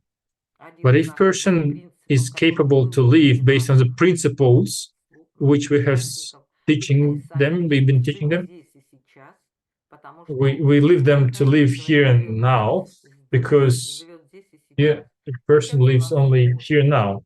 Now is Saturday, right? And Sunday also will be different. It will be different now. When we live in Sunday, it will be different now. So we've been teaching them like that. It's not simple, But a person would be different. He becomes conscious that the world is real, beautiful, and the whole in the world, we all need each other. This is the most strong integration has taken place with the people. And then he will become a creative. He will become a creator of his life. And therefore, we read out few answers, exactly the same word they have been written down themselves as the answers to the questions we have asked them. And we have used their answers to the methods. We have made even trees based on the answers. And you will see in a video clip as well the answers to the questions. So one of the participants said that the course has revealed the potential to see potentials and seeing physical, emotional, energetic, and discovering about the work of myself, how I'm built up, and also looking at myself. And I'm no longer become a victim, but loving myself, understanding myself as a whole with a clear vision. The course has revealed more my heart and lift up my blocks and obstacles. It's very simple when you're in contact with yourself. This course became a stage, part of my rebuilding of a person, of being. It's a gift from the Creator, and grateful to the masters of this system. Second question is that every day I'm using these principles of nature, world, and I manage my emotions and thoughts, switch my attention to change my events in my life. So the system has developed my belief, and my belief maintains my life, sustains my life every day. Many approaches being used in my life, and it helps me to become conscious and to help others to see ways differently. And this person, by the way, works with people. And the third question is what has been revealed and still continues in the life of people. Based on system, I research how I'm working with conscious and subconscious of the people with whom I interact. It's very interesting how to think emotion-wise, but also development of a life. Different events have taken place, new cases, new habits, and it's very interesting how person develops, changes himself. And I look at the profile of myself. And again, another one is I have opened the ability to manage my emotions. I became more confident in my inner world. I have obtained harmony with my upper eye and what I can do and what kind of help I can give to the others to give a blessing. And every day I use my quiet experience, meditate, communicate with other people, myself, and still explore myself inside and outside, deeper and deeper. And also explore myself, observing myself that not everything has been revealed. I would like to study more about the herbs, blocks inside of me, how I can reveal them, and I want more and more so to be in harmony with myself. This is one of the participants. He's working with the small children. What she has acquainted to be herself, being total in the context, in a sphere, and you feel that you can going out of myself, being simple, light, love, belief, and being conscious and limitless consciousness transformation. I use new skills of myself through the eyes of love to the world at a new level. Step by step, I reveal what is happening outside, accept myself and others in the world, and believe in every day is becoming stronger. So what else? What else? Very valuable that you can know yourself, interdepending else, being joyful state with different desires and behaviors. And also on top of it, similar, what else? New environment, love to the universe, inspire people and evoke creative energy in people, grateful to the world, being conscious about what's happening around, being attentive to myself and others, and letting myself being manifesting myself from deeper inside and the structure of the world, how it is built up, including the people environment. So this kind of a common reflection we have received from people. This feedback have been received from people, from participants of the study we have shown or have given to us. So we'd like to show a video clip now at the end.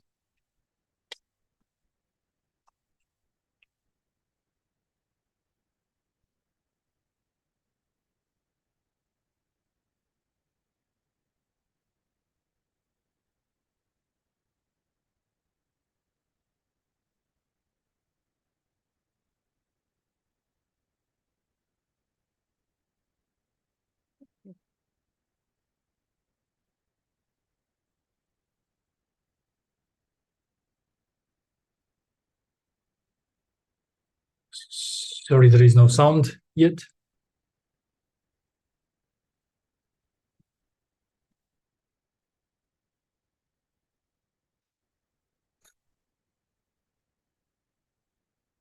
Apparently some technical issues with the sound. I don't hear anything.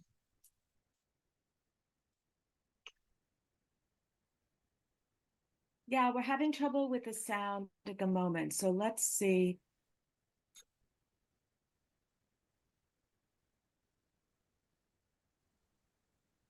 Maybe we should pause the video.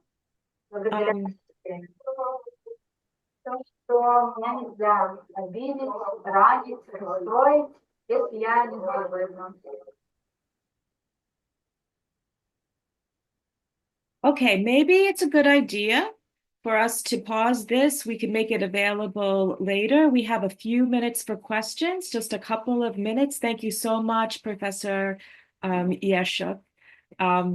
Sorry about the technical difficulty, but thank you so much for your talk. And we just have a couple of minutes. If you would like to ask a quick question, either by raising your hand on Zoom. Вот как-то хотелось побольше вам показать, ну да. I would like to show you more, but unfortunately, so I would like to add, we had another video clip when a person was very explicitly telling what exactly happened in his life as the way he met with us, and it's a life and activity in his life. I understand that we are trying to develop teaching materials based on which we would like to develop the programs which we can implement and which awakens people, and people become feeling they're so inspired, the world so real, it's so beautiful, it's magical. We don't feel it yet. We understand it works, and my dears, that it's not the first time I hear our community very active, and I really would like to take my heads off before you, because what you do for the whole world, for this planet, because you feel it inside. Thank you. Thank you so much. I think we have a time for one question from YouTube. In the context of leadership, how can leaders use conscious transformation to develop a culture of transparency, accountability, and empathy in their teams while enabling effective problem solving and innovation?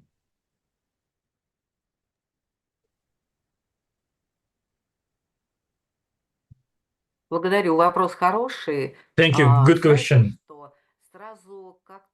You see, I cannot tell you straight away we didn't show you, but as soon as person meets with himself, get acquainted with himself, and open up resources, the first thing what is open up, that his sincere clarity within himself. From the modern perspective, he's clear and he's sincere and he can manage. And we had the leaders, we had the teachers, all of them, they felt that when they are in this level of development, the acceptance of the world, and even a manager, he behaves himself differently, strategically. I hope you can hear what I'm trying to say. He's from inside, his intuition develops to the extent that he used it. So yeah, people develop intuition. The channel works really well. We would like to develop intuition in natural state. It is a normal state that the people use intuition. Thank you so much again. Please join me in thanking Professor Yeshek.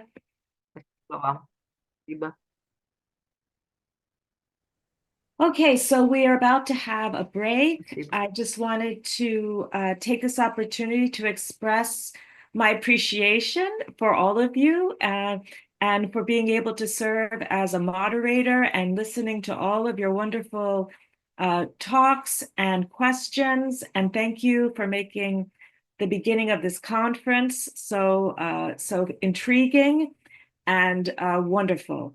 So we're going to have a 10-minute break. And we'll come back at 10:40 Eastern Time, 16:40 Central European Time. And we thank you all so much. See you soon.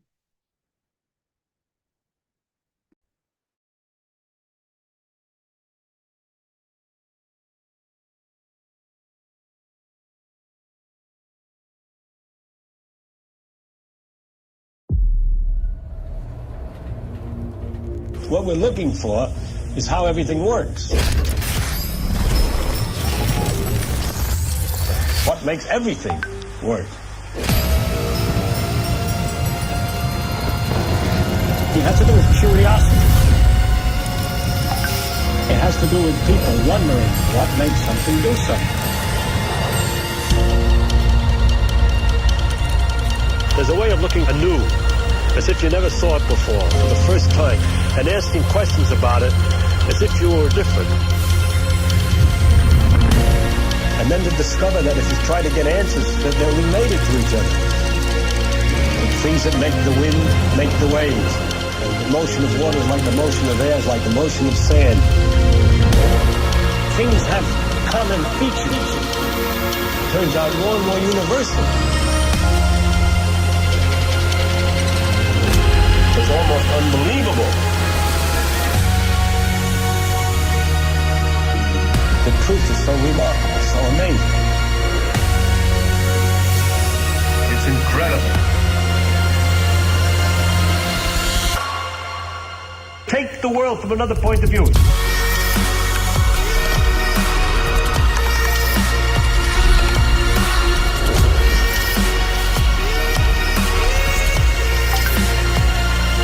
curiosity. It's the where we are, what we are.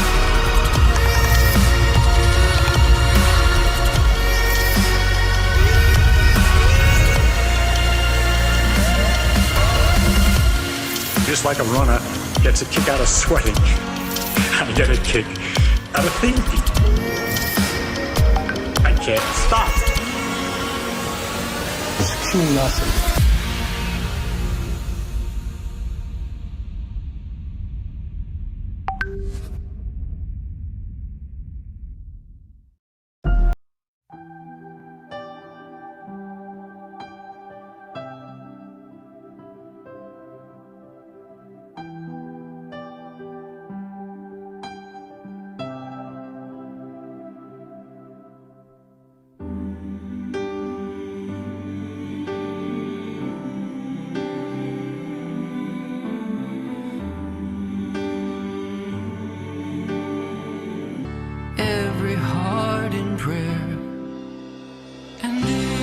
it's all one. The light and the darkness, the sweetness, the sorrow, it's all one.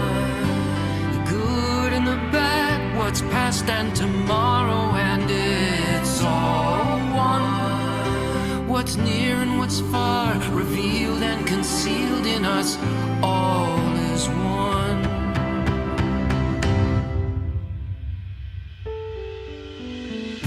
In the blink of an eye, it'll all disappear,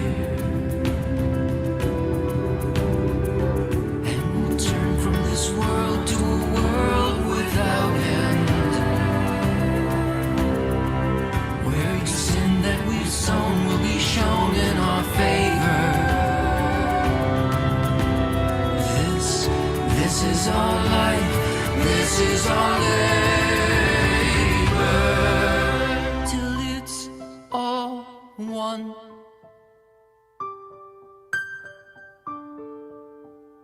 All is one. And it's all one. The light and the darkness, the sweetness, the sorrow, it's all one. The good and the bad, what's past and tomorrow, and it's all one. The near and the far, revealed and concealed in us, all is one.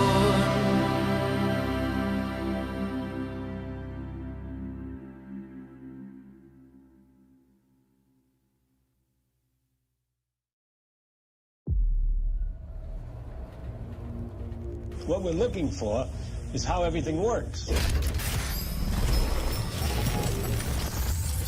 What makes everything work? It has to do with curiosity. It has to do with people wondering what makes something do something. There's a way of looking anew, as if you never saw it before, for the first time, and asking questions about it as if you were different. And then to discover that if you try to get answers, that they're related to each other. And things that make the wind make the waves. And the motion of water is like the motion of air, is like the motion of sand. Things have common features. Turns out more and more universal. It's almost unbelievable. The truth is so remarkable, so amazing. It's incredible. Take the world from another point of view.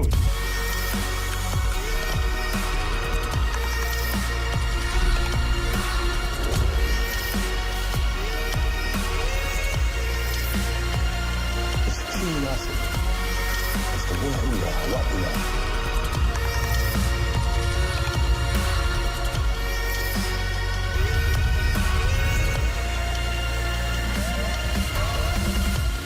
Just like a runner gets a kick out of sweating, I get a kick out of thinking. I can't stop. It's curiosity.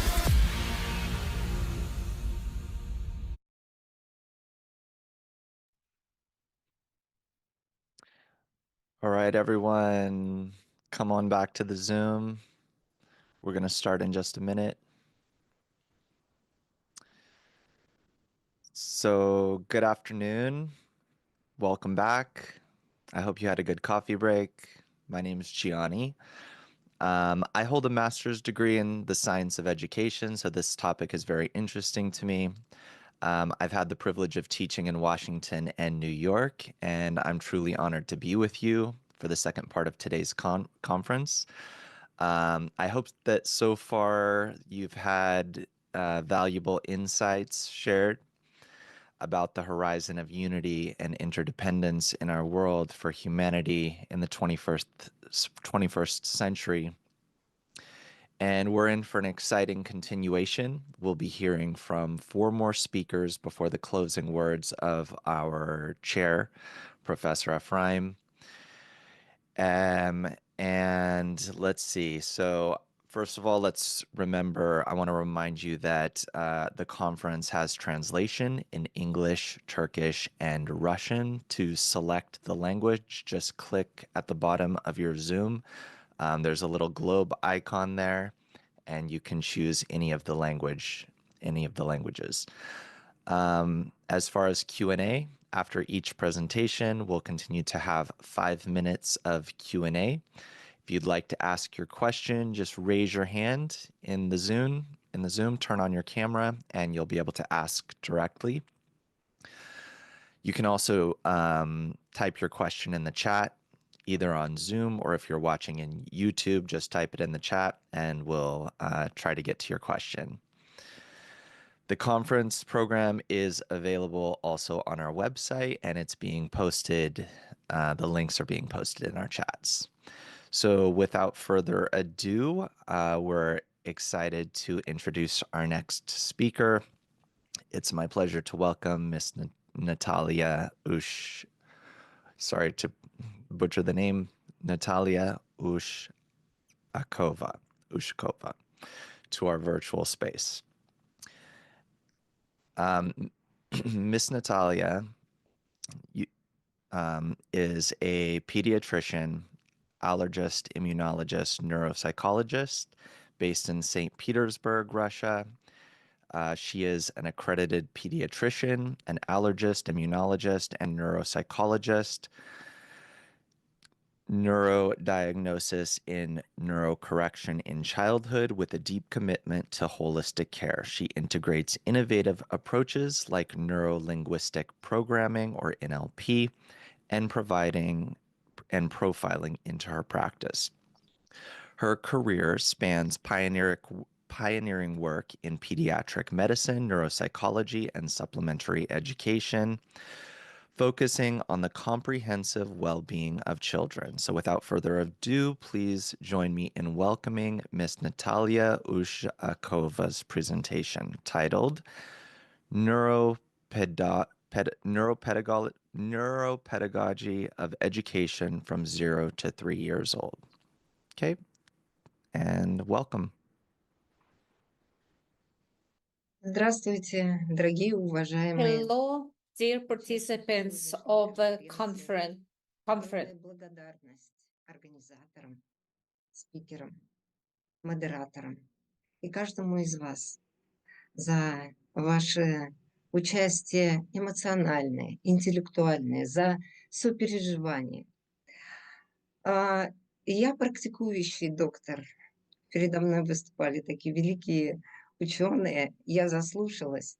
Но самое удивительное, вы знаете, вот так красиво создана сегодняшняя структура конференции, что логически получается, что моя лекция, то есть она не моя, конечно, я транслирую ее, это как бы продолжение теоретических воззрений в более практическое применение.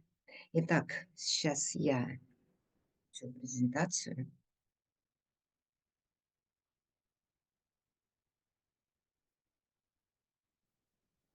Минуточку. Слайды. Сразу конец получился. Ну, сейчас минутку переключу. Итак, извиняюсь.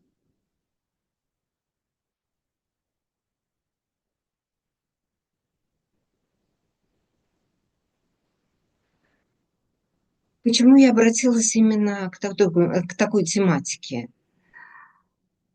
Как я уже говорила, что я практик, и занимаясь лечением детей, я поняла, что невозможно одной медициной вылечить ребенка. Поэтому я пошла в нейропсихологию, педагогику, получила там образование. Но тем не менее, корень проблем гораздо глубокий.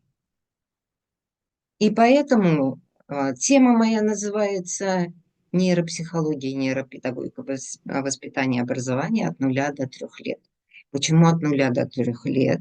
И почему это педагогика и воспитание? А потому что, по мнению многих ученых, это является, именно этот возраст является фундаментальным для дальнейшего развития, формирования человека как личности и достижения им целей. И смотря According to many people, it's when we getting a little bit deeper into neuroeducation, we see that this particular science or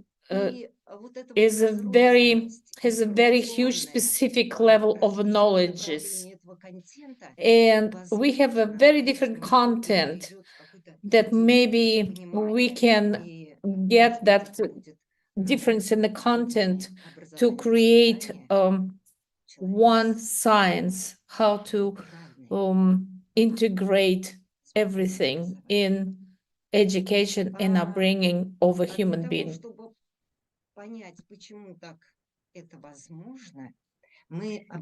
And to understand why it's possible to do, we can talk about morphology, physiology, and psychology of a human being. When we start talking about the children and formation and functioning of a child as a person, we need to remember how this process starts. And there's certain levels of development even before the conception time. Why we are talking about it?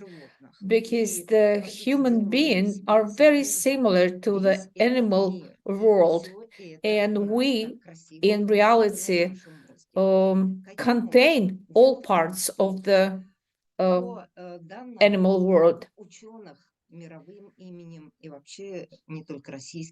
And the many sciences from different parts of the world talk about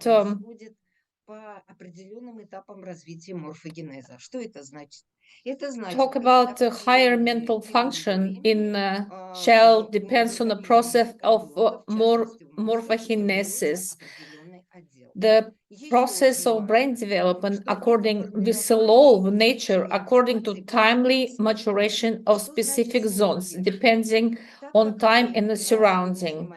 It also goes from the top, from the bottom to the top. The human being has all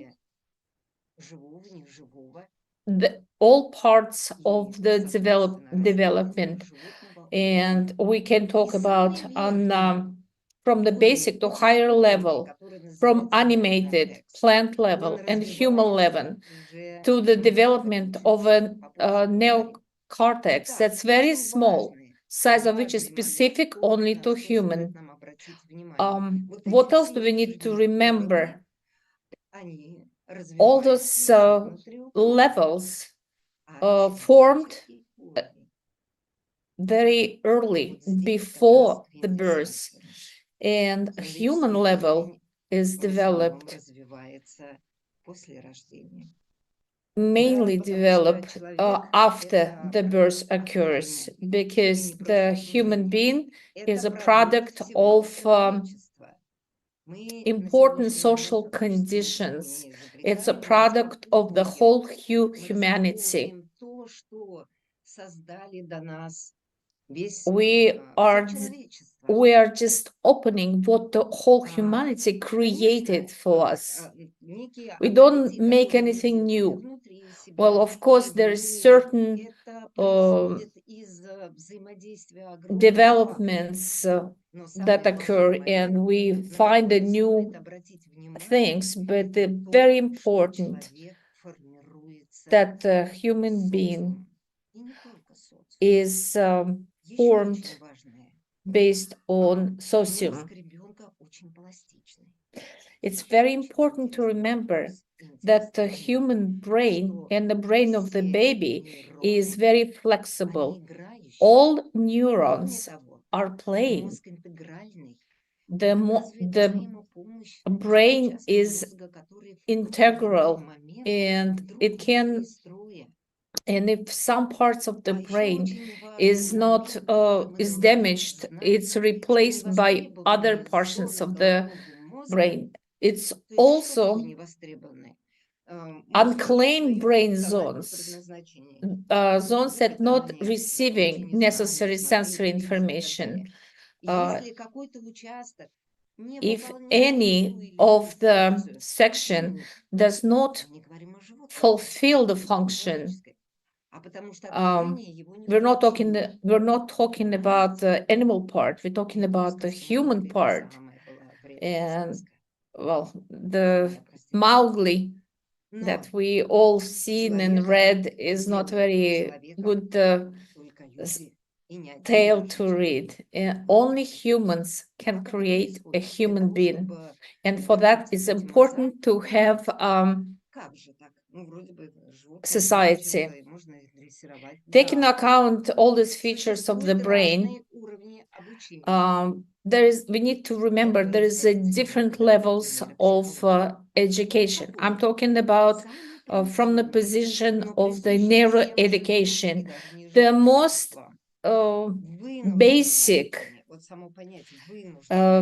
basic is the forced learning. You cannot change anything. You like a slave of the situation. If you're talking about a single cell organism in a condition that's not good for supporting her life, or not condition for life, too hot or too salty, and that cell remember and start moving away from the condition that she doesn't like, and later in the good condition she still moves in the way it was forced to learn. Sometimes we are in forced learning situation and nothing we can do about it. Also, next state of education is imprinting. It's characteristic for all living organisms, including human and animals. What is imprinting is a type of learning that happens unexpectedly as a result of strong emotional experience. Hormone releases. Information received during imprinting is forever, it's a very strong emotion. Why is that? Because it's a very strong emotional response.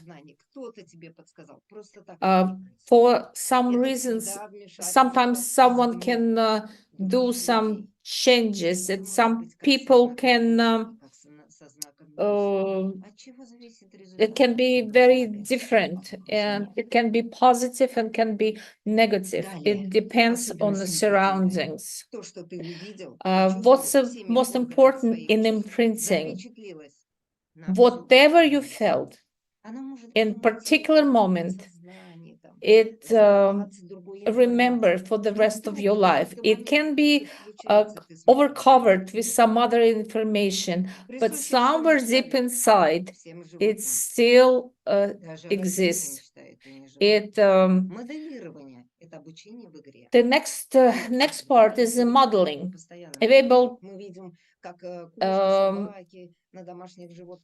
It's available through the game. We can see the animals, kitten, how to place with the mice and trying to catch it. It's taught by their parents. It's somewhat freedom, but it's not exactly freedom, because it's all works by nature reflexes. And the highest level of education is directed learning and upbringing. It's purposely, in particularly for human and taught to human by human. And again, it can be positive and negative. Who is forming that particular education, and what's happening after that, and how we can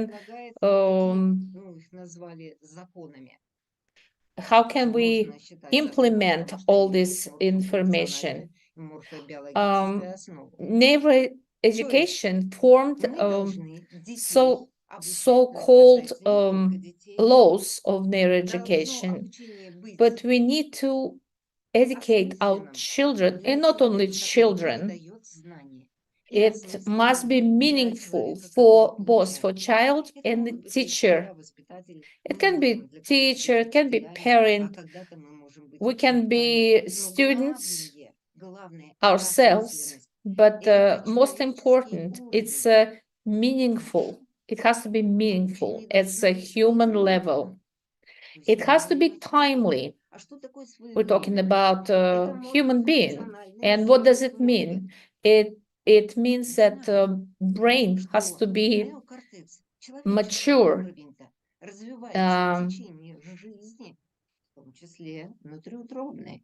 And also the brain developed also in the fetus. And it's a big difference between an animal baby and a human baby. A human baby cannot jump and run like an animal baby after a couple of months or couple of hours. Every educational process has to have a different levels of education. There is certain steps in education. There is different doses of learning. Whatever the person have to get the information through the brain, it has to get through emotion. We're not an animal. We have very strong emotions, cascade of emotions. And at that time, the human genome starts to work, that we're turning on that genome, and we need to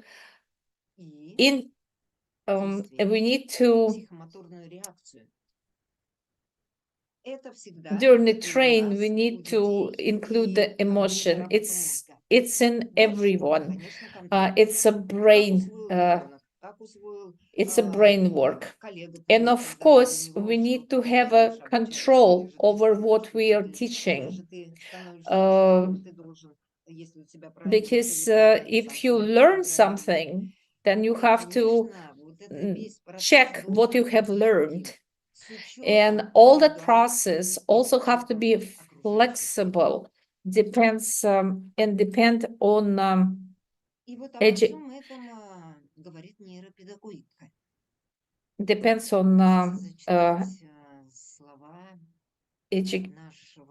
our surrounding.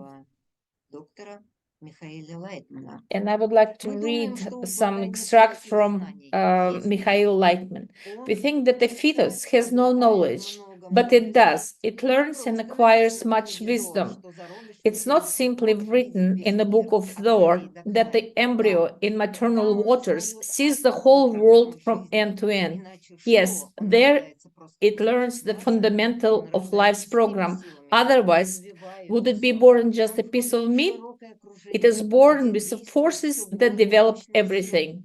It enters a wide environment where increasingly powerful positive and negative forces act, so that combining them in the right proportions and forms, it constantly grows and remains in harmony with them. Despite the forces being opposite, this is how it grows. And how does it works?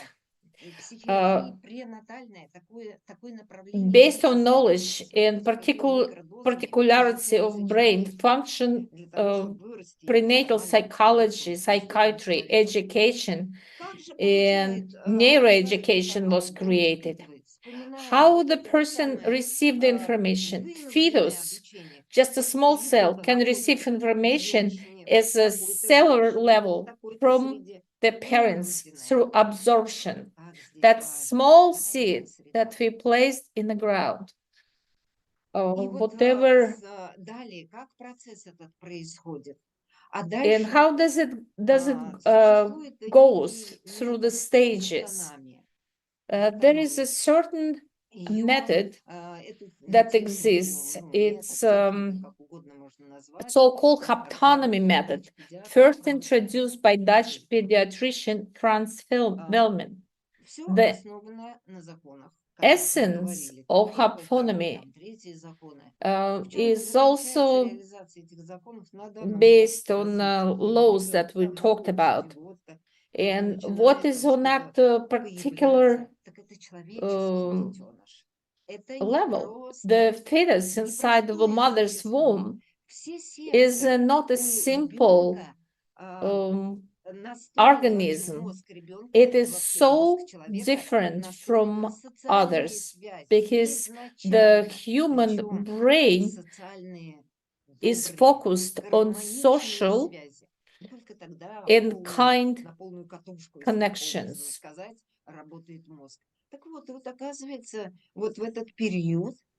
In that period is a very important, the human touch, emotional touch, especially of the fathers, is very important. And those, all the laws at first in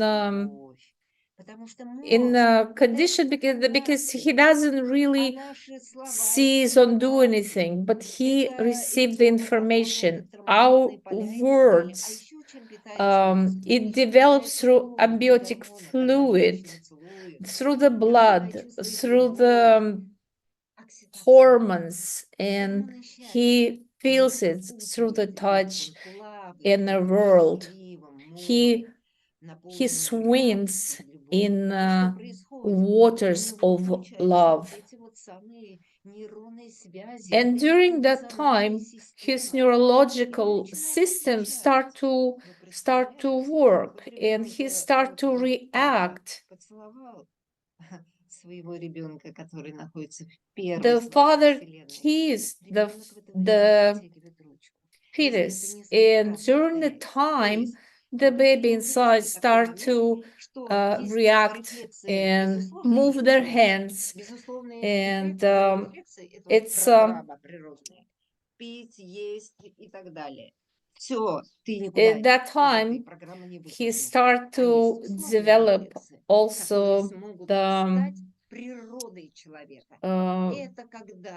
conditional reflexes. That's formatting of conditional reflexes. That's when you receiving the similar signal and you start to feel that that signal is very important for you. But also over here, it's important to have a positive or negative imprint. It's all different people, it's a different situation.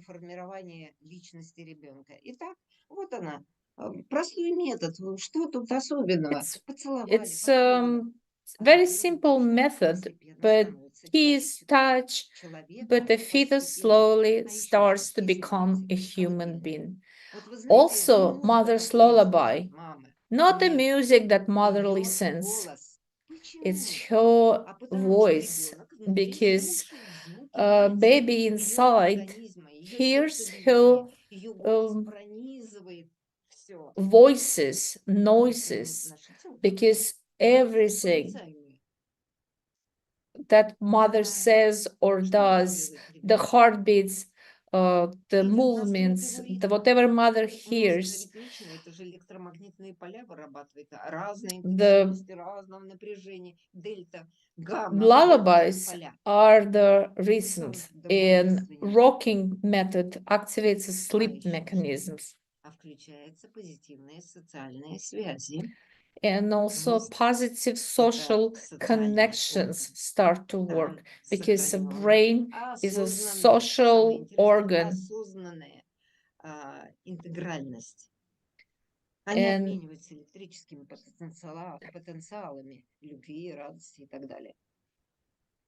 Но на этом еще не заканчивается. Следующий этап мы с вами but прошли. development doesn't stop over here. But the next step is a little bit higher on the level, and its next level is imprinting. It's an act of birth, and it's a very important period. It's a very difficult time for both mother and the child. And what happens? Whatever the baby sees in the first few moments of life, scientists do believe and they prove that the child understands of what happened.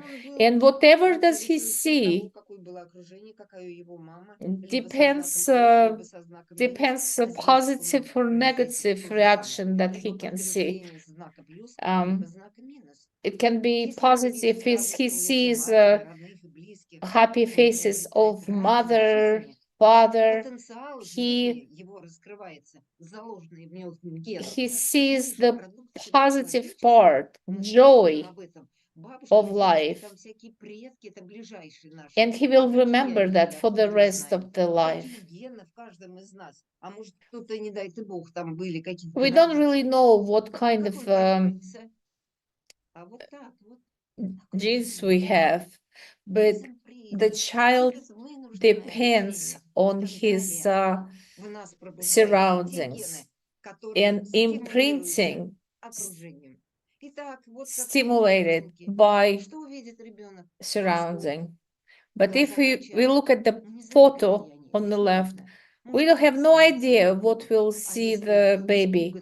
It can be joy, but it can be stress because doctor worked too hard and his eyes are tired, and it will be remembered by the baby. Next period is a connecting link between uterine and extrauterine development.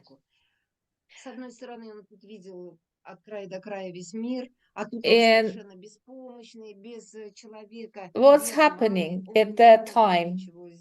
That's a time when baby cannot do anything without the mother. He can only hear what his mother can say, and nature gives us a big present. 100% of all women have a present from the nature, a phenomenon of bonding. It first was mentioned by George Pierce, The Magic Child. That program that exists, unfortunately, no one uses this gift, and a result of which is independent connection can be destroyed. Bonding is also intuitive, invisible connection between child and the mother. Some scientists say it doesn't exist. Some scientists believe there is no morphological evidence of bonding. some of it, some part of the bonding is also holding. It refers to physical part of connection. When statement that mother and child do not have a common boundaries in prenatal state were presented to British pediatrician and child's pediatrician Donald Woods, he objected and spoke about placenta. Whose organ is it? Mother's or baby's? There is no escape. It's a common organ. It's a situation that called diada, when mother and child is connected. What's next? У него начинает формироваться некие социальные позывы, потому что мозг человека the human keeps develop. The baby cries. The baby is asking for attention. And how can it be that connection between the mother and the child? The baby needs to pee and poop, defecates about 25 times. Why is that? Why the nature created that? Well, because we need to hold the baby at least 25 times. We need to speak to the child. We have to say to my child and call it by names, Sasha, Masha, John. We have to talk to him using the name because it's a human baby. And most likely you've seen a situation when someone refers to each other, oh, my little baby, oh, my little chicken, oh, my little rabbit, or whatever name, but not a human name. But why and what for? When we not calling the baby by human name, we undermine him. And we undermine any other person when you call it different, even very nice names from our point of view. It's very sad, but it exists that one boy from Japan, Kinito Ito, when he was a child, they were calling him a monkey. And what happened? The boy started to learn to walk as a monkey. And he started Olympic champion.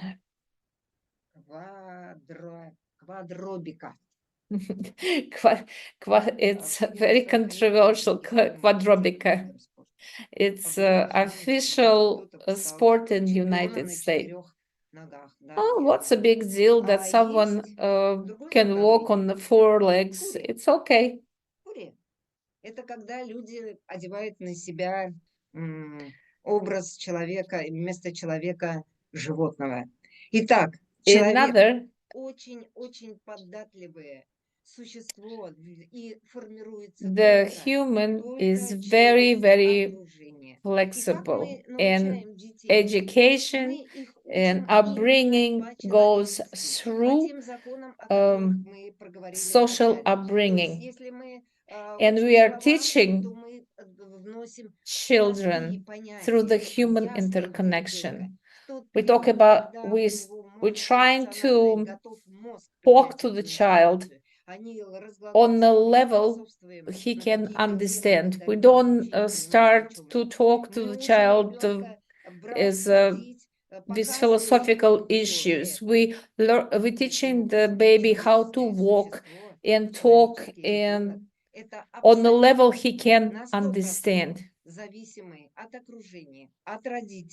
the child is 100% is dependent on the parents, on the family, on the society, on the surrounding. And this mother-child dyad is also breaking apart. And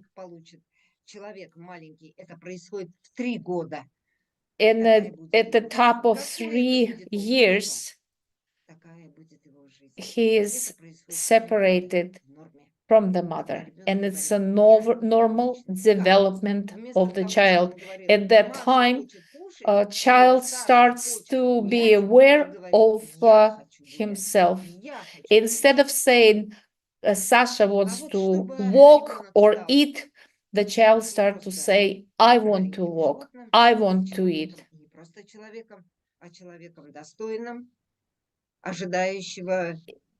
Based on the presented information and with a program of harmonious development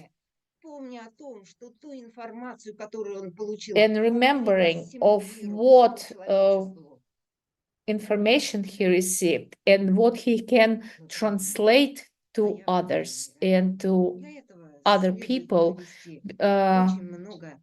he will realize that all the world inside of me and I am inside of the whole entire world. Я не буду все это зачитывать. Мне уже просигналили, что мое время истекло. Unfortunately, our time is ending. And thank you for your attention. Thank you, Ms. Ushakova. That was very interesting, and we have a ton of questions, but we don't have time. So I'm going to ask all those questions to be sent to our email for the conference email, and Ms. Ushakova will answer those in that way. We're going to move on now to our next speaker, Professor Lael Tanner. Born in Izmir in Turkey and graduated from the American Collegiate Institute in 1984 from the dental faculty at Gazi University in 1989. She received a doctorate in orthodontics in 1994 and became professor in 2008. She works as a full-time professor at the Department of Orthodontics, dental faculty at Gazi University in Ankara, Turkey, and has been the head of the department from 2019 to 2021. She also serves as the dean at Cyprus International University, dental faculty in North Cyprus. She gives lessons on body language to Gazi University students and body language and patient communication in dentistry to dental students, besides the undergraduate and postgraduate courses.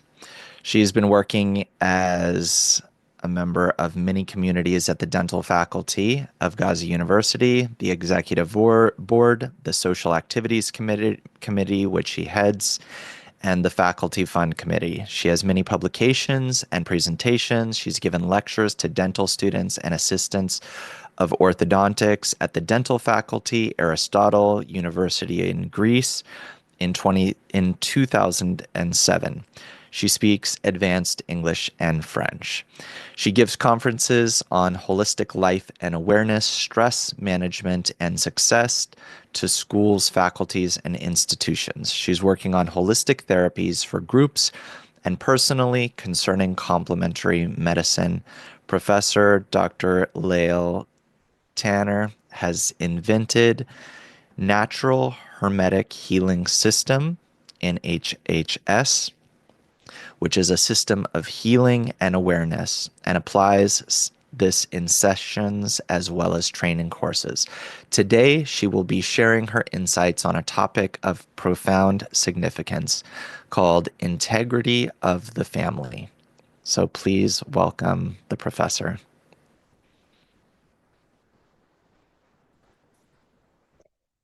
Well, thank you. Hello, everyone. Greetings to you all. Let me share first, please.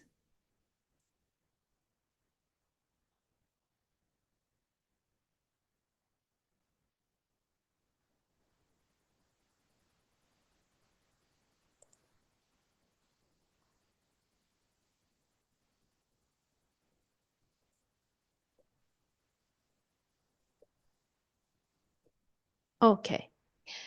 Good afternoon, everyone. Let me say a few words about this wonderful IHUD Institute. I am a member of this institute since many years. I am also a member of the scientific committee in this institute and the head of the adult education committee. And we are working together in harmony with the children education committee, and we are trying to produce projects for dissemination to public. And it's a privilege for me to be a member of this society.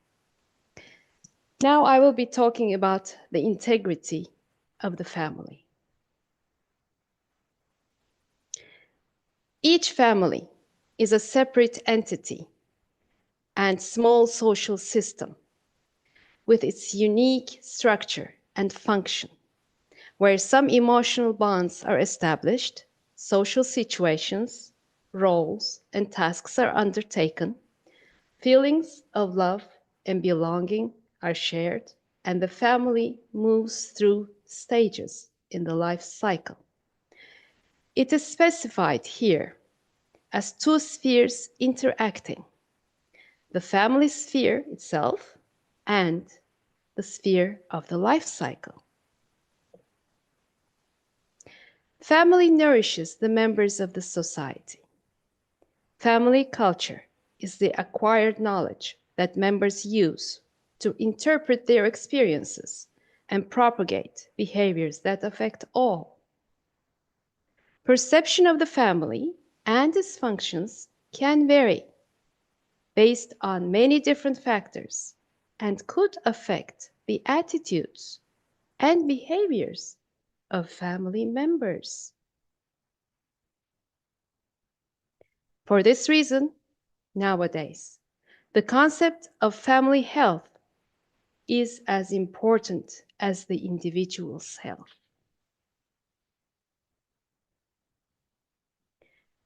I would like to introduce you, with honor, a really valuable group dealing with integral education and dissemination in public. Integral Education Center, Turkey, the Life Sphere Group. Now, let's hear them speak about problems in families. Let me open the video. Please let me know if you cannot hear the voice. Merhaba, hepiniz hoş geldiniz. Bugünkü konumuz ailede sorunlar. Çalıştayımızı isim sırasına göre yapacağız. Ailede sorun dediğim zaman ilk benim aklıma anne, baba ve çocuk arasındaki kaos, deneyimlere, tecrübelere, duygulara dayanan çatışma ve iletişimsizlik geliyor. İletişimsizliğin yanı sıra yanlış iletişim ve herkesin kendi fikirlerini aile bireylerine dayatmak istemesi.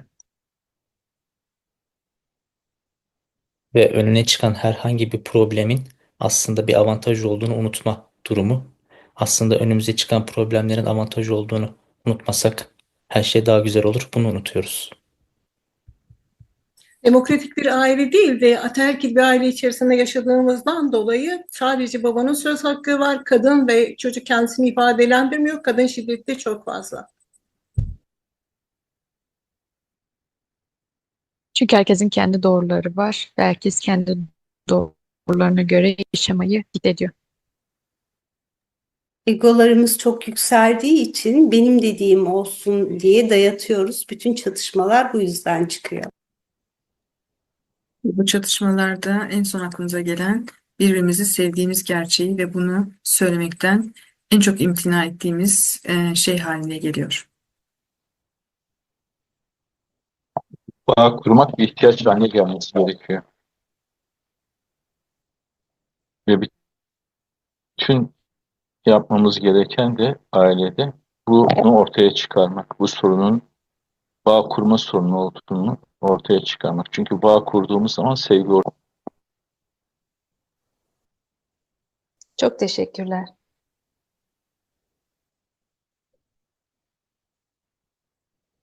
Now, this is the summary of the issues declared by the Life Sphere Group.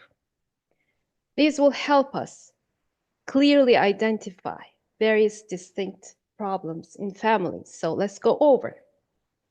Conflicts based on experiences, emotions, and lack of communication. Miscommunication, and the tendency to impose opinions on other family members. Forgetting that any problem can act as an advantage. Patriarchal family rather than a democratic one, and violence against women. Everyone dictates how to live according to their own beliefs. Our egos have risen so high that we impose what we declare. The fact that we love each other becomes the last thing we remember and we avoid to express. And connection problems.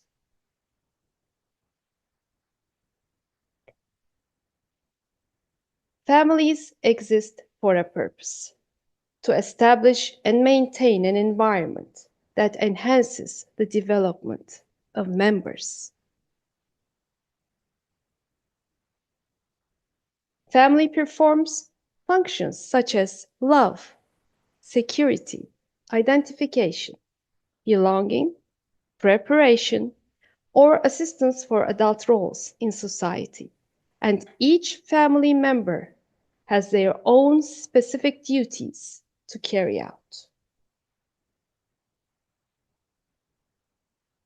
How one perceives and connects depends on communication and skills, as mentioned in the before presentations today. Now, this is a very important issue and fact. How one perceives and connects depends on communication and skills. And under stress, this is often very difficult. Then communication and stance are used as a way to survive against a threat. Therefore, we have to take this condition into consideration. It has been shown that relationships and communication lead to what you live in your life. This is the iceberg metaphor introduced by Virginia Satir. A personal iceberg metaphor is a picture of how one experiences roles and circumstances. Through the analysis at the iceberg level, one by one, specific methods of what to do are obtained. Behavior, acceptance or resistance. Coping, placating, blaming, super reasonable, and irrelevant. Emotions, feelings, and feelings about feelings. Fondness, anger, and fear. Perceptions, gaining love or losing love. Expectations, should not upset others or parents.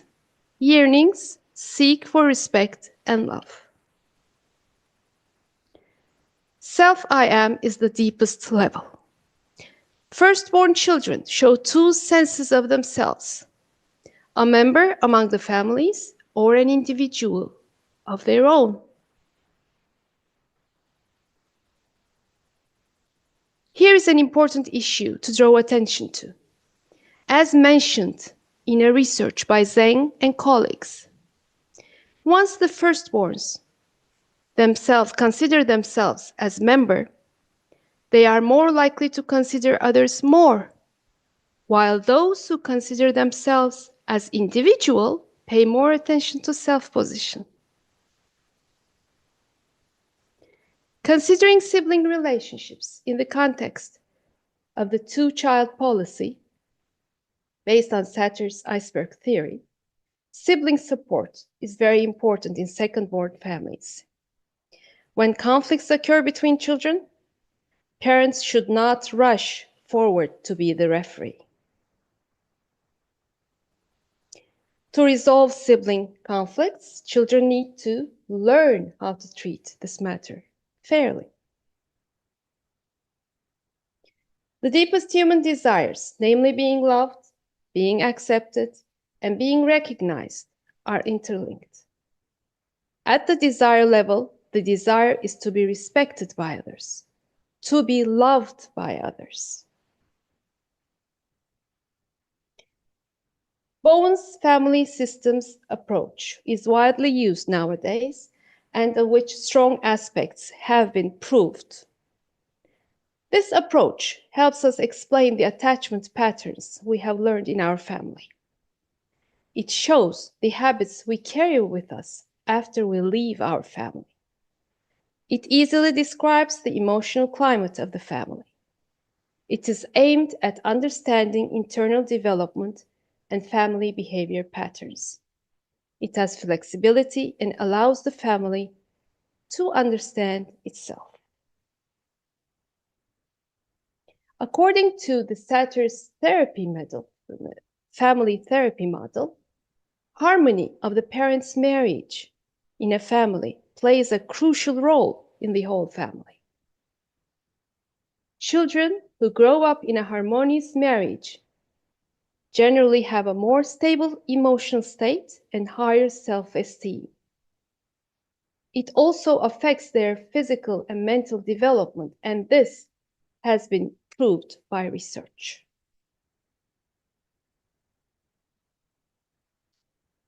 Positively oriented change is possible for both individuals and interpersonal systems.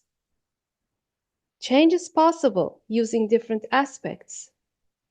How can we change our aspects? We need to consider empathy and spirituality. Empathy allows us to transcend individual perspectives, creating bonds of trust and mutual understanding, as also mentioned today. Empathy is not limited to individuals, but extends to communities, cultures, and even the natural world. As we learn to respect and value diverse experiences. Spirituality is a sense of connection to something greater than oneself, whether it be nature, humanity, or the cosmos, and often involves seeking purpose and meaning in life. Empathy and spirituality often intersect and involve stepping outside of oneself to engage with the broader aspect of existence. While empathy fuels action, spirituality often provides the framework for why we act. The ego of the human being prioritizes the fulfillment of one's own desires over everyone else's. In the case of an integral family, it is necessary to ensure that children interact properly with each other, their parents, and others, thereby participating in the creation of a well-connected society and nature. Family parenting was first put forward by American psychologist Baumright in 1967. Simmons, the American psychologist who first studied the effects of parenting style on child socialization, found that children that were accepted by parents generally showed behaviors needed by society. Now, this is a very, very important aspect to consider. In the case of an integral family, it is necessary to ensure that children interact properly with each other. And now, parents should contribute to their children to participate in the creation of a well-connected society and nature.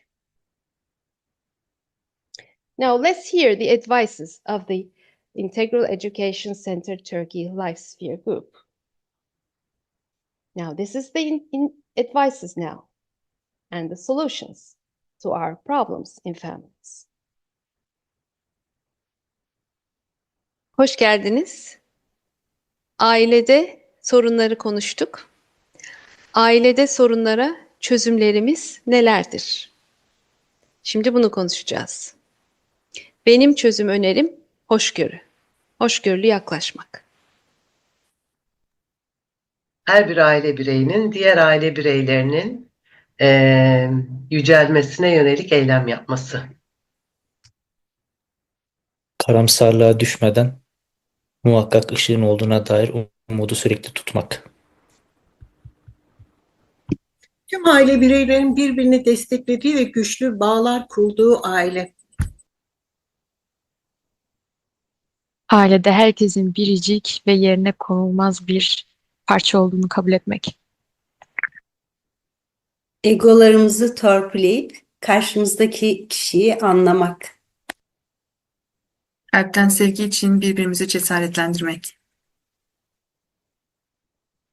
Herkesin bağı talep etmesi birbirinden. Çok teşekkürler.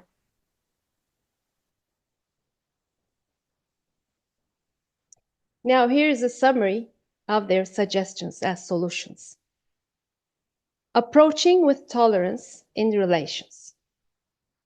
Each family member should take action to elevate other family members. Without falling into pessimism, always hold on to the hope that there is light.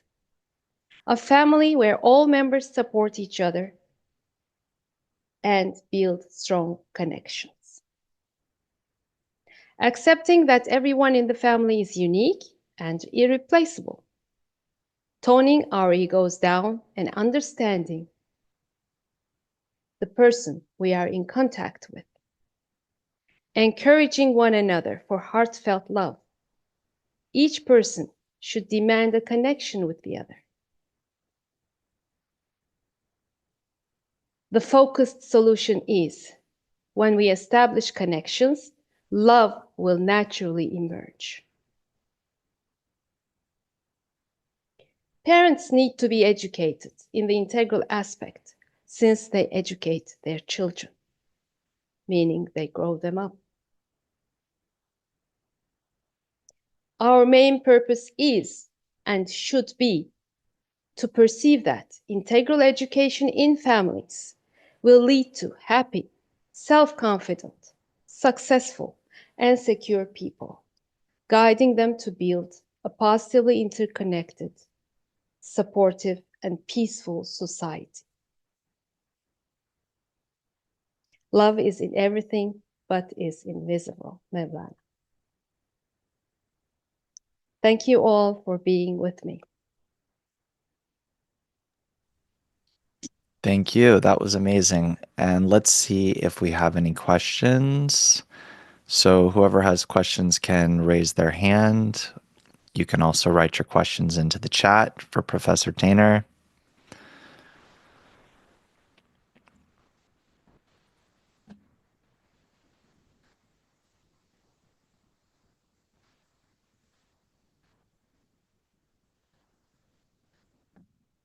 Okay, so a question that came in from Miriam.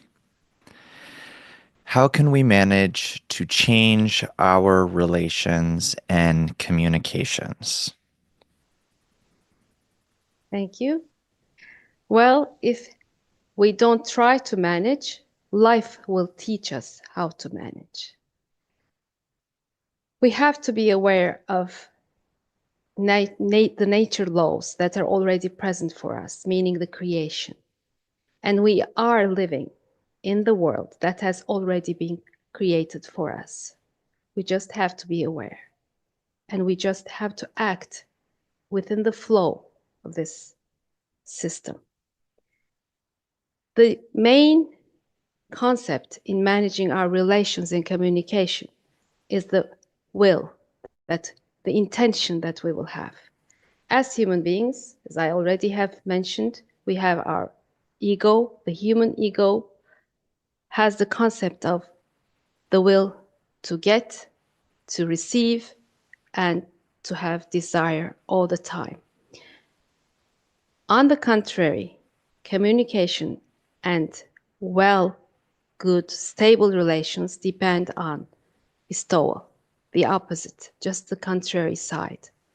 So we have to be in the right environment. We have to be dealing with spirituality, and the best way is to be within the understanding of empathy, mutual relationships, mutual interconnection, getting mutual responsibilities, and of course, trying the best and trying to be in the correct environment, as I said, and trying to work and do our best to correct ourselves, to change ourselves, because it starts from there, changing myself rather than changing the others.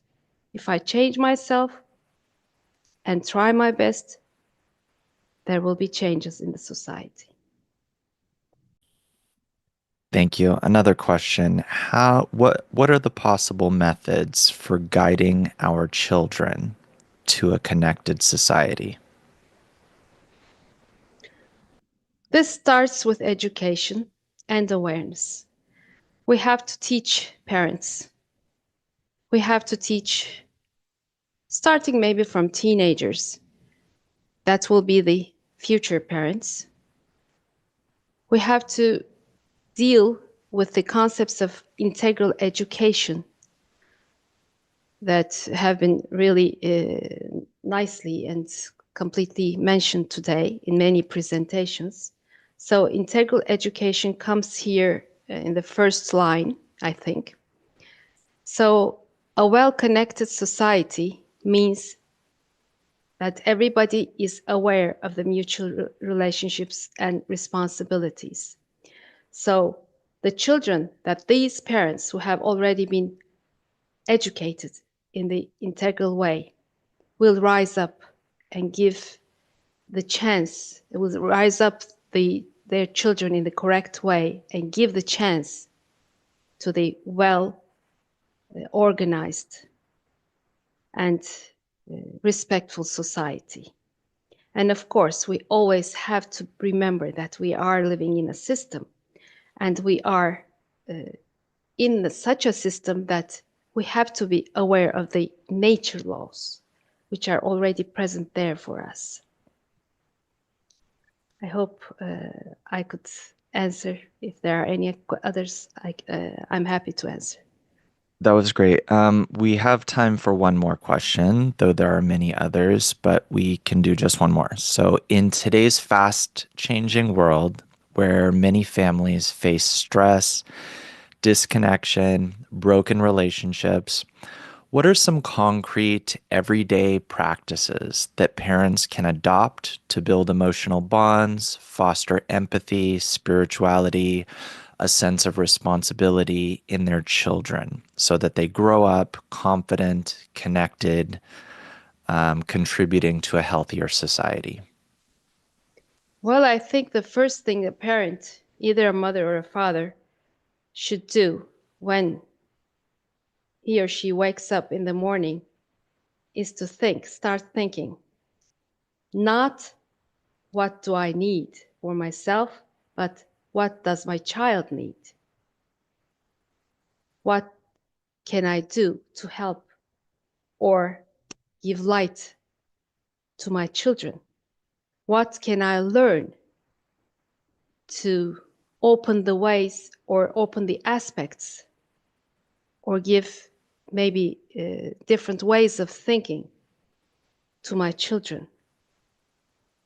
it is like, you know, we as mothers, we always think in the morning, the first thing we think is, what am I going to cook today for my children? This is usually what mothers start the day with. But like similar to this, it is not the food. Yes, it is necessary for the human being, for the life, physical life, but there is also a need. That's also a fact to fill up the spiritual and the emotional life of the child. So the first thing we should think in the morning is, what can I do to create more bonds and more connection to my family? Because parents also need to be good examples to their children. And they have to respect each other. Of course, in order to create more connection, we have to deal more with our children, meaning have more time with our family. Rather than spending our time in social media, we have to spend our time in natural ways, like reading books, playing games, doing puzzles together, or whatever, or telling our difficulties in relationships that we just had that day, telling our problems, trying to find solutions together, being open-hearted to each other, but sharing everything by spending our time in a good manner with our families, rather than trying to spend our time with others, messaging like most people do nowadays. They are not aware of the now in what's happening at that moment, but they are, and who is around them, meaning the family in today's concept or topic, they are trying to deal with others on the phone, but that's not them who is going to help or guide them. It's their family who is going to guide them. So parents, children, we all have to be together. We have to share things together. We have to act together. And we have to feel and get the responsibilities together. I think that's the most important thing, and we lack also. Okay, you touched on it, but I want to kind of just summarize what is sort of a common thread between a bunch of questions that we're having come in, which is basically, how do I change myself? Like, let's say that I don't easily open my heart. I'm addicted to my phone. I have a variety of behaviors that I would like to change, but it's not so easy to change them. I know it's a difficult question, but maybe you could just touch on that. How do I change? How do I kind of do what you're talking about? Well, life urges us to do that a little bit, I think, because people, human beings, when they receive difficulties, when they have problems on and on, going on and over and cannot resolve anything, cannot solve anything, then they start to think, why am I living these? Why do I have such problems? Okay, I want to manage, I want to get out of this, but I cannot. How am I going to? And at that time, we have to have friends just around us, or our family, our parents, whatever, that can guide us, help us. We need the security, the feeling of security that will be given to us by close friends or family, but the security of that we are safe, and we have to be aware of the life that we are living. Why we are having problems, why we cannot change, why we have resistance to change is due to our egos. So our egos want to receive to ourselves. We tried this, okay? We tried and had problems day by day, could never cure up. We thought we cured up one day, but the other day, the same things came over again against us. So let's try the opposite. Human beings have problems when they think about themselves, when they consider themselves. The only practical way is to think about others, to try to think, do something for others will help the human being to get out of oneself, because he will not have the chance to think about himself.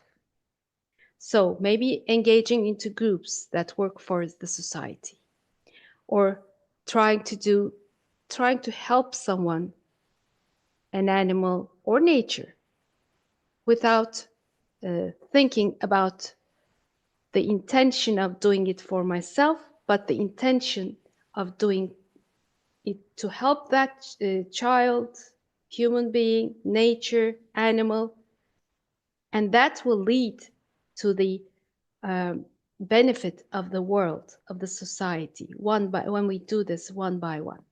So we have to be in the correct environment. We have to be guided, of course.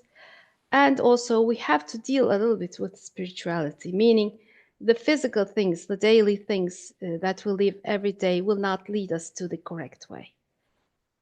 We have to change our roles in the society, meaning we did deal, since, let's say, up to today, we tried to get the best, we bought everything, we wanted to get things for ourselves, but what happened? We still have problems.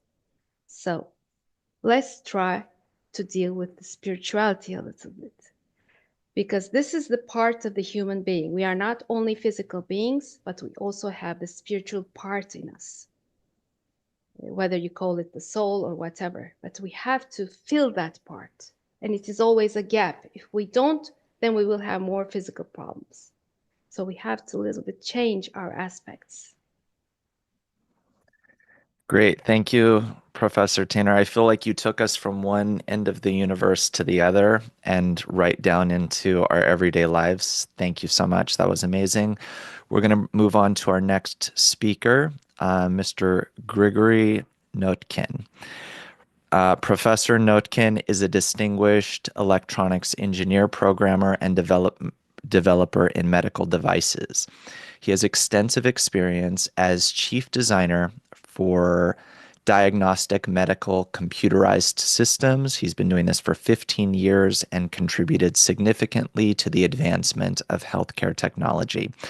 The title of his presentation today is Anthropic Principles, Their Influence on Understanding the Importance of the Unity of Humanity. Please welcome Professor Notkin.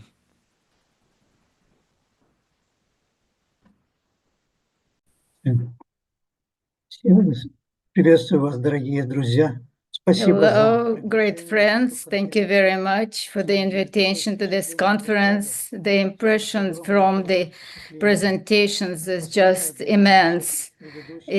From the last presenter, everything from everyone before that, we're doing the same job in the same direction to stop all the conflicts, wars that are shaking our earth, and to understand what is united humanity, why the humanity is supposed to be united and loving each other. Everything, the universe, the structure of the universe leading us to that, to this amazing unification. Let's take a look of my presentation. I will open my presentation right now.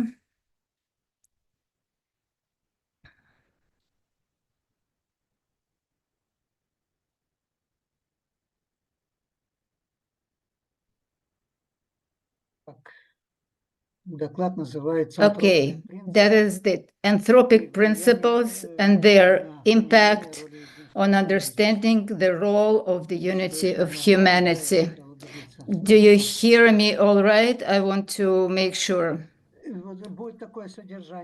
Okay, the content is the evolution of ideas about man's place in the universe, Anthropic principle as a point of view of the purpose of the development of universe, types of Anthropic principles, the informational nature of reality, information entropy as an information anthropic principle, the special uniqueness of the solar system, the probability of life, new scientific evidence, the formation of the first living cells, the influence of anthropic principles on understanding the role of humanity in the universe. Let's take a look. Okay. Yeah, this is the introduction. The most history the science demonstrates, is there the goal of the development of humanity? Or there no goal? If there is a goal, then what it is? What is the program of realization? Okay,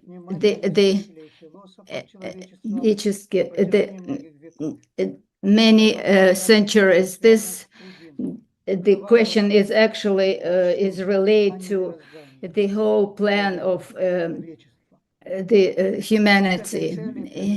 From this, people always were looking at this question. So looking at this world, the scientists actually discover the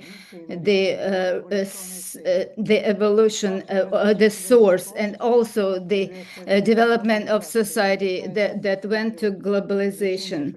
That that the more and more that the world that represent that the entire human, the element, they're connected with each other. The world and the uniqueness that because the all diversity and actually and also they are in harmony, and the science, the modern science is actually that the universe is actually created that way, that it's just attuned to have the conscious to appear. Many scientists come to the conclusion that there is informational level that actually started the whole process.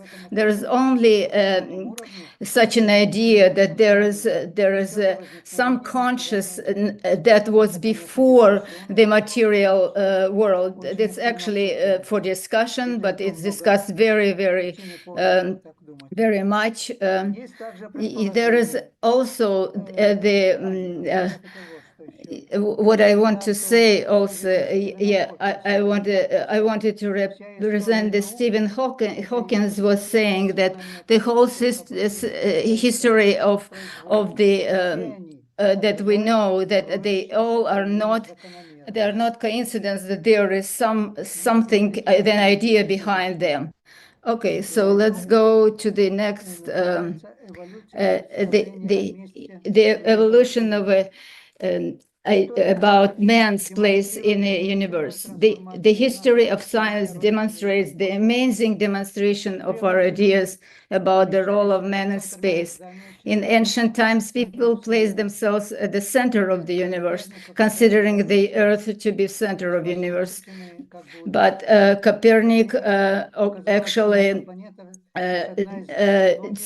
he discovered that there are many planets around this the sun, and it was so many battles were done. But by the beginning of the 20th century, the idea of the complete insignificance of humanity on a scale of space had become established. The Bertrand Russell wrote, "Man is just the product of random arrangements of atoms."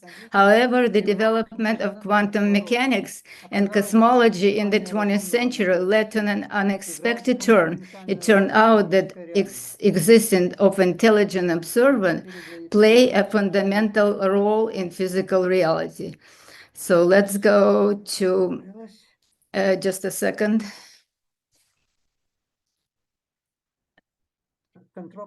Okay, anthropic principles. Okay, anthropic principles as a point of view about the purpose of development. The physics, modern physics, got the constant of the principles, anthropic principles that illustrate integral, that target an integral point view about the targeted, not accidental natural phenomena. And this is anthropic principles. The anthropic principles we have to look at that what is the cause of the not coincidental, the character of the factor in the cause and effect sequence of events in our world. These anthropic principles are also called is the attunement of the universe. There is also very narrow interval. So in the universe that is we see in front of us, that is, it has everything for the appearance of the world, are very narrow by coincidence, not coincidence, the way that it could appear. So physic Robert Dick said in 73rd year, he and Brendan Kant also, that the fundamental constant, that the speed of light, electromagnetic. I will not tell you the gravitational of Newton that has a gravitational that between the massive the Planck constant, electron Boltzmann's constant, the between microscopic and also the latest the development, this cosmological constant of Einstein that developed the what is the speed of expansion of universe. The whole layer of those list of those constants that they all develop the life in the earth. So we will take a look at three anthropic principles. So we have three principles according to Kant. Three, the weak and strong. So today we're talking about super strong anthropic principle. Also, you have so the anthropic principles that so they're also supported by biological science. What is the weak anthropic principle? It simply states that the structure of the universe allows biological life to originate. And according to the strong anthropic principle, the universe must be designed in such a way that the intelligent life can originate in it. They actually, the point of view that there is science doesn't know and undiscovered by the science that there is some constant the universe that they are not they are basically the same as right now we have. There are even a slight diversity in the constant. So even this the very complex structures cannot complete. If for example, if the constant would actually differentiate over 1 over 40,000 zero, it can't.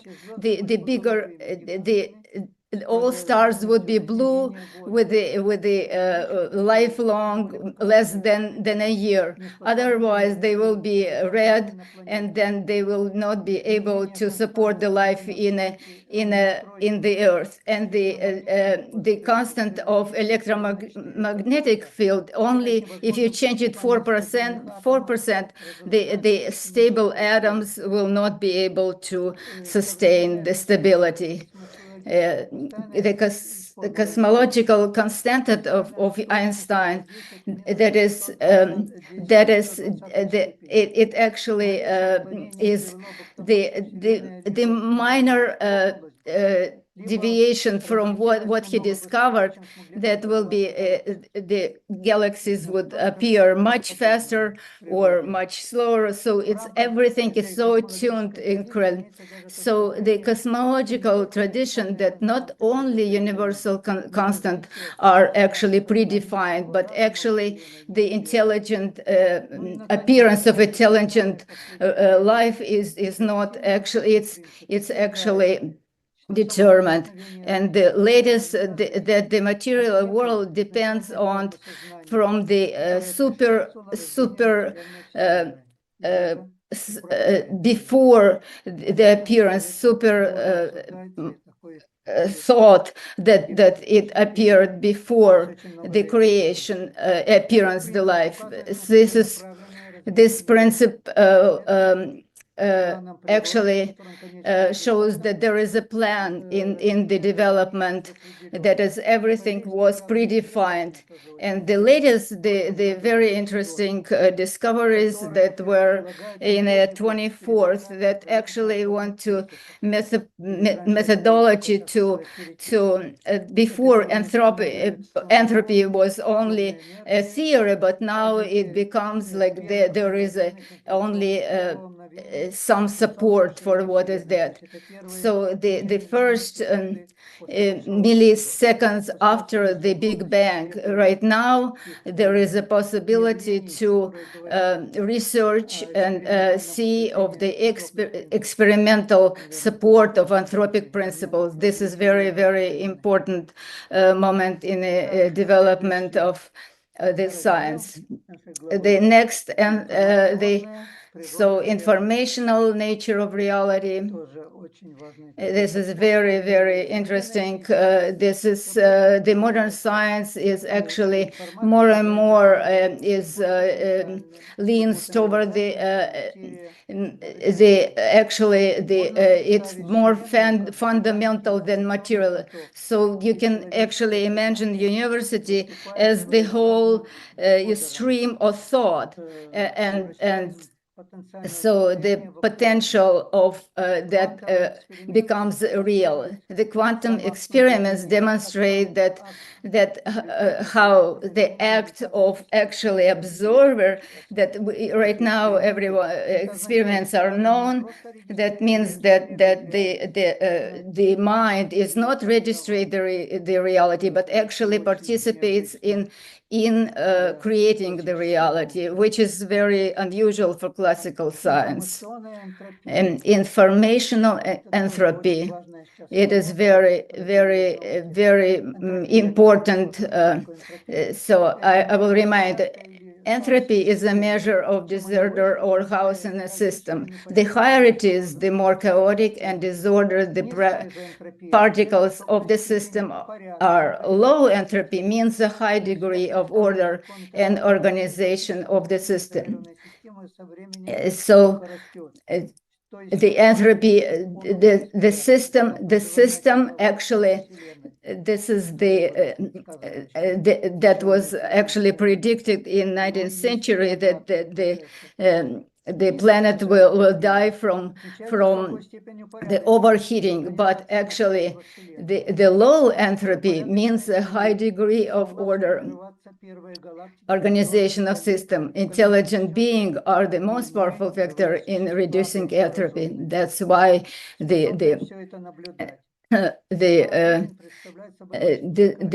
life, actually, the life is a very low entropy, and that is actually requires the more. So more than that, the intelligent life is actually decrease the uncertainty, and our mind is actually from all chaotic information. We are trying to somehow to make them logical, and so the increasing chaos is counterpointed by the new science and the new discoveries that actually decrease entropy. The more we know nature, what is behind it, open the fundamental laws, the more information is for us more predictable and knowable. So with the less chaos appeared.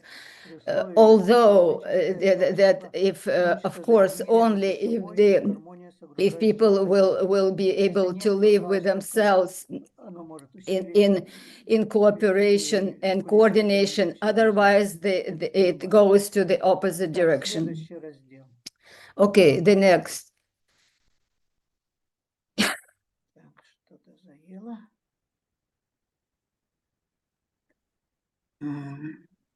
Yes, something is not working, unfortunately, right now for a moment. Yeah, the special uniqueness of the solar system. This is very important. Yeah, it's just an important confirmation of the reality. Anthropic principle is the special uniqueness of the solar system of our planet Earth in the boundless expanses of cosmos. The many factors that are made the appearance of the intelligent life. The very many authors are talking about what is incredible, where this social, the galaxy, where the social system, where the location is like of where the location of the if for example the Earth would be closer to the center of the galaxy, that would be very, very. It will not be the life would not be sustainable there. The sun is coming from the same space where the balance between the less hostility from cosmos, they're coming from comets and asteroids and so on. So there is the exchange with our planet. The appearance of moon that is also appears like the asteroid, the bombardment of asteroids. They also a part of they broke the part of the Earth, and the moon was formated, and then the appearance of the stabilized so that the stabilizers of the tides and low and high tides of the Earth, what is very, very good for the appearance for life. So if scientists are speaking about that if there was no moon, there would not be life on Earth. That is how important moon it is for the beginning of the. It is more obvious that the solar system is not. Gregory Lefton is atypical, is talking about the California University. And let's talk about the biological uniqueness and of an anthropic of life. That is, Вопрос is the probability of life. That is one of the questions of spontaneous appearance of life. One of the questions of probability. The researchers are actually modern research or provide amazing data. Just a moment, please. So that is the question about the spontaneous probability of spontaneous original life is one of key issues. So one of the molecules, for example, the the probability of one of the sorry, I'm so one cells, for example, the simplest viable cells, but so it is just the probability is there is much more than atoms in the universe. So universities, so the probability is so low. The research conducted in the laboratory of molecular evolution at the University of Cambridge has shown that even the formation of the simplest self-replicating RNA molecules requires the coincidence of so many conditions that the probability of their spontaneous occurrence is almost zero. All right, so this is, so the probability of occurrence of life and formation of the first living cell.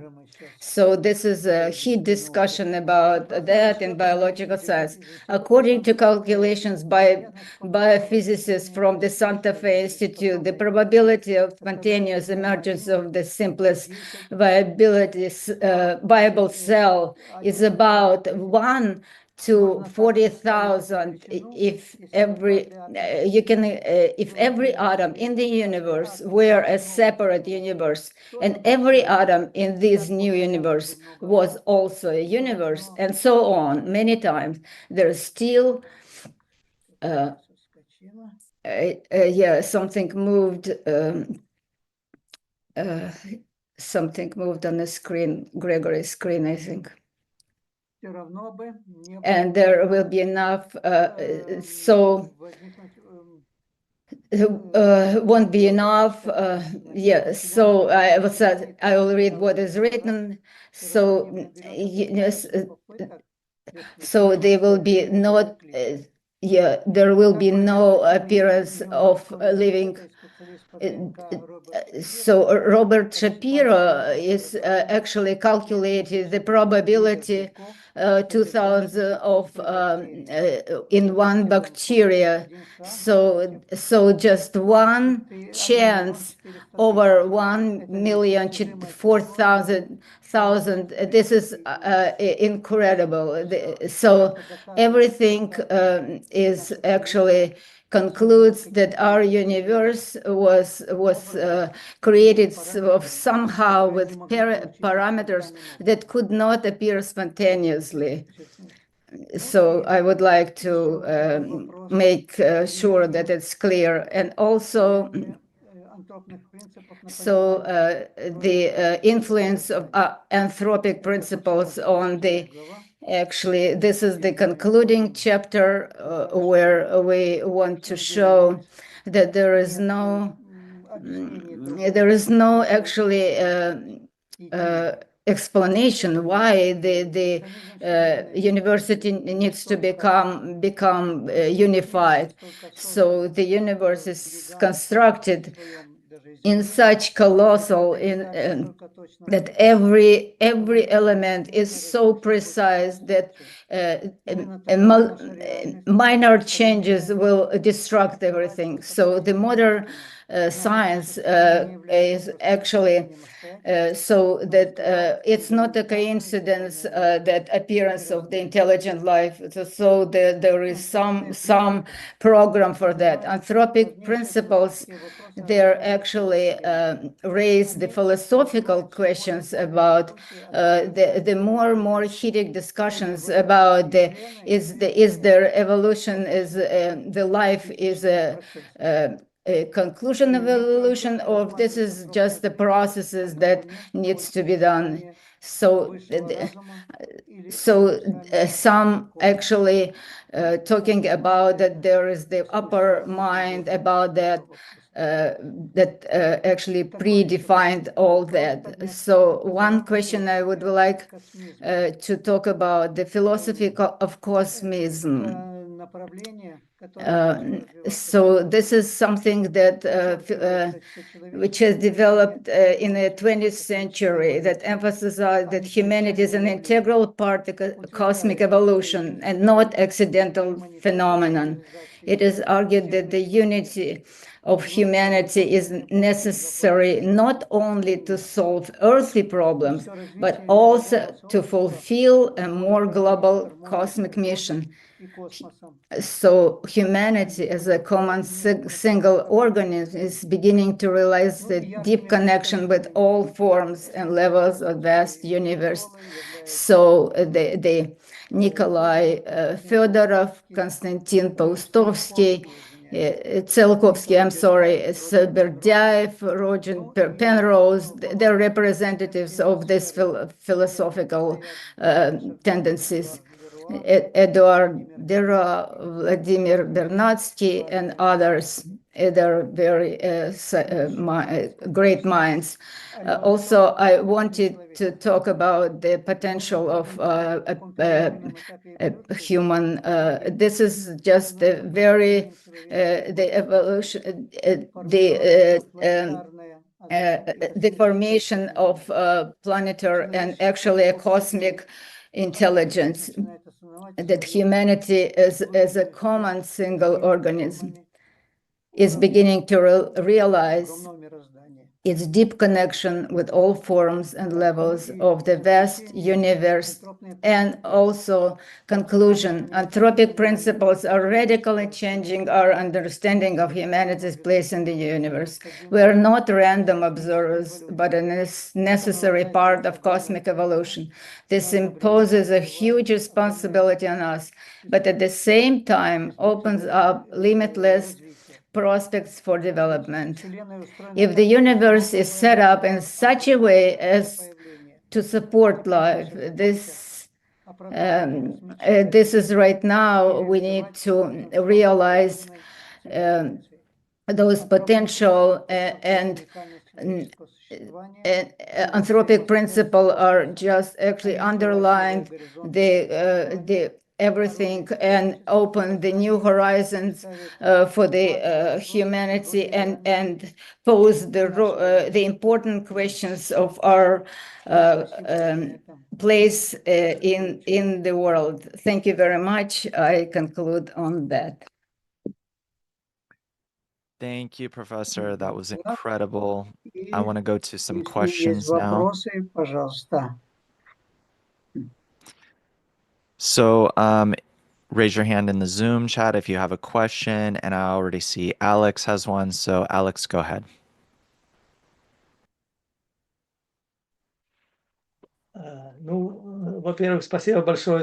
Yeah, thank you very much. Very interesting presentation. I have a question. As I understood, you said that uniqueness,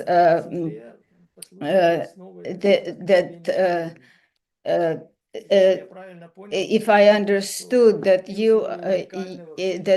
all the everything that only in the earth there are some special conditions that appear, that the universe is so much bigger than our solar system. Why it's not possible in some other place in the universe the life to appear? Thank you. It's a great question. Maybe it's possible. We don't know all nuances of the whole cosmos with milliards of stars. But nowadays, the search for life, it wasn't found. The Earth has unique, actually, conditions for appearance of intelligent biological life. If there is anywhere else, we don't know. Anthropic principles do not reject, actually, and they do not support that. But actually, it's enough this fact that in our Earth, with all coincidental, that the global constant, as we talk, where our solar system located, where galaxies located, where is our planet in the solar system. We know really well. We don't know that in Mars, on other planet, the life cannot appear as an Earth. The climate, nothing actually allows that. The form of life we know, but so it doesn't reject that. Maybe there is something, but it doesn't reject the anthropic principle. So we will search for brothers in mind. So, but we are very unique. Thank you.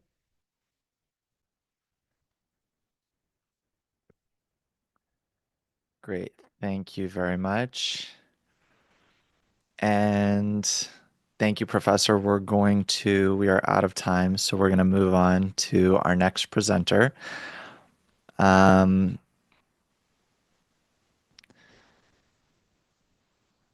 So we are going to go to our last speaker of the day. And if you liked my Russian and my Turkish, you're going to love my Lithuanian. I'm sorry for the pronunciation. But we're going to Professor Vida Skakoskaite. And she is a lecturer and works for the Department of Public Administration of the Faculty of Social Sciences at the University of Šiauliai in Lithuania. She graduated from Gediminas Technical University and requalified in management specialization based on a joint program of Kaunas University, Purdue, and others. She has worked as an economist and held various managerial positions, including head of the Secretariat of the local council, chief of privatization services, deputy mayor of Šiauliai, deputy director of the Joint Stock Company of Lithuania, member of the Seimas of the Republic of Lithuania, mayor of Šiauliai, director of the Scientific Technological Park, Public Enterprise for Šiauliai University, director of the Joint Stock Company for Regional Development. She's been actively involved in politics for 15 years. Currently, she's a lecturer at Šiauliai University and a political consultant. At Šiauliai University, she lectured on the fundamentals of public administration and integral state.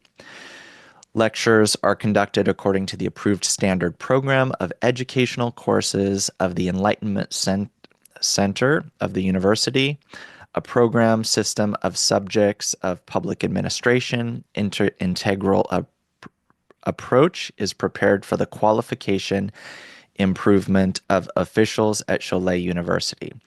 Areas of her interest include creating a sustainable state using the method of integral learning based on the integral system of the laws of creation, developing good governance of the state through understanding the nature of the observer. And the title of the professor's presentation is The Dynamics of Personality Development Through the Means of a System of Conscious Transformation. So please welcome the professor and go ahead, Vida. Добрый день. Good afternoon. Я уже не работаю. Как я говорила, если не будет в университете развиваться интегральное понимание мировоздания и интегрального государства и человека, университет закроет. Так оно и случилось. Университет закрыли. Вот.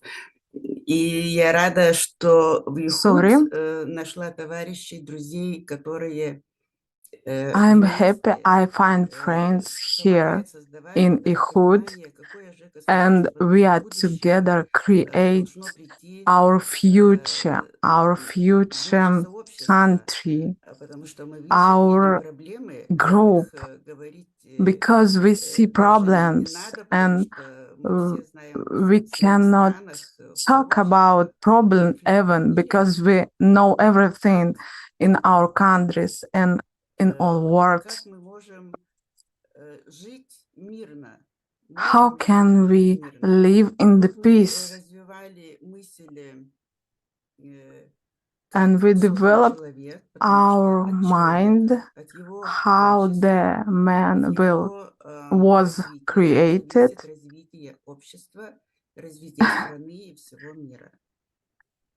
И мы это разбирали через две взаимодействующие силы, силу получения, силу отдачи. Ведь какое свойство не возьмем, какую характеристику в человеке не посмотрим, мы увидим, что она имеет как бы два полюса противоположных. Почему это так создано, задались вопросом. И так мы создали курс интегрального государства. Ну и думали, что это все мы уже достигли. И тогда задались вопросом, а как эти силы соединяются? И тут заново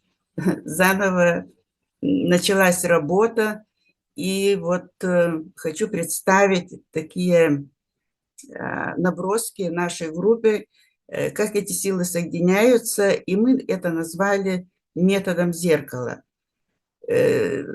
Почему этот взгляд нужен разъяснение, почему он важен? Потому что он по-настоящему показывает самого человека, как надо человеку видеть себя.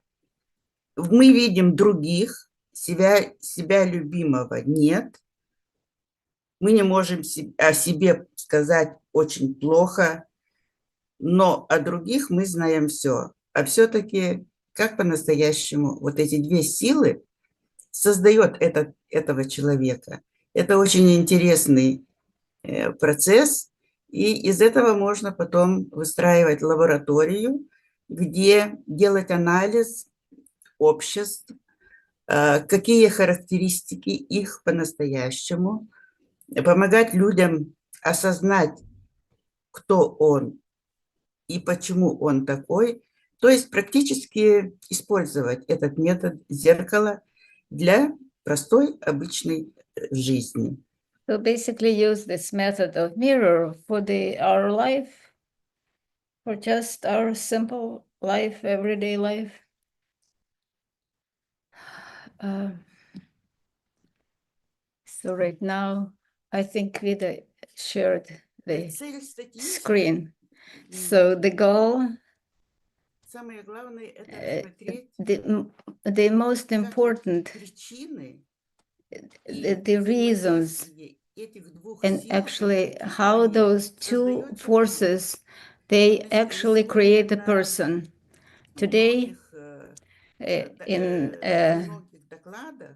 many presentations, we heard what is person, how the person works, and that is all actually develop all those two forces, life forces. One that actually has a complete emptiness because it draws completely everything toward it, and the other one is fulfillment, the complete fulfillment. And why this emptiness is not fulfilled, why a person he wants a lot, the desires grow, but they are not filled. Why? But what is do they disappear? And in others it's everything is just goes and nothing You don't have even to think about it. All those questions everyone are thinking about it, that everyone were educated, everyone wants to live well, just to live happily, but it's not happening, unfortunately, and especially the modern times are we are actually going sloping downwards, and that the changes in a person, they are actually based on laws of nature. So we need to actually to educate people with the laws of nature, because they are the building blocks of our life, our whole life, the societies, between societies, the whole human structure. We want a stable, beautiful, peaceful world. We all want that, but it's not happening. Why? Because those two forces, how they work with us, how they mirror each other. So there is no correspondence, there is no balance. But this balance we have to establish. How to establish it? Through understanding of the other force. We know the first. We know how to receive, how to earn, how we can steal. We know, as in ancient books. So then go and earn from each other. That's how we live. But the matter that is created as a desire of that empty the nature of a person, that always draws only the fulfillment, only pleasures. It's just the program that way, that to develop that way, that to actually to increase our desires, to multiply them. This process is the foundation of development of the society, and the research as how to know, how to comprehend this force of bestowal, how to actually use not only the force of receiving, but also use the force of bestowal. We can call it intention. What is intention? I am intended to do something. I think something good. Let's say in politics, they want to do something good, but there is something to receive from that. He can say whatever you want, but you have to understand that the nature embedded this force of receive, that the whole development of the humanity, this is the force of receiving actually is developed only due to the force of bestowal, but only if there is a balance between them. There needs to be a balance. No, you don't need to reject the force of receiving, because this is the nature of a person. But to understand and actually to comprehend and feel the other force, how to the process. Let's take a look at the process. So when we're paying attention, I just want to remind the laws of that everything that everything that receiving and bestowing, that is their relationship. That is how they create the differentiation between the relationship in a human society, how we develop to the higher level. but we are developing to the higher level only when we don't have anywhere to receive, and only through the pain of this development, of disharmony, conflict, then we can go to this situation. I was very I liked what Boris was talking about, that Gregory was talking about that anthropology, anthropic principles. And I found the scientific quote of the Nobel laureates, that the person understood that the people, humans, became dominant in a planet.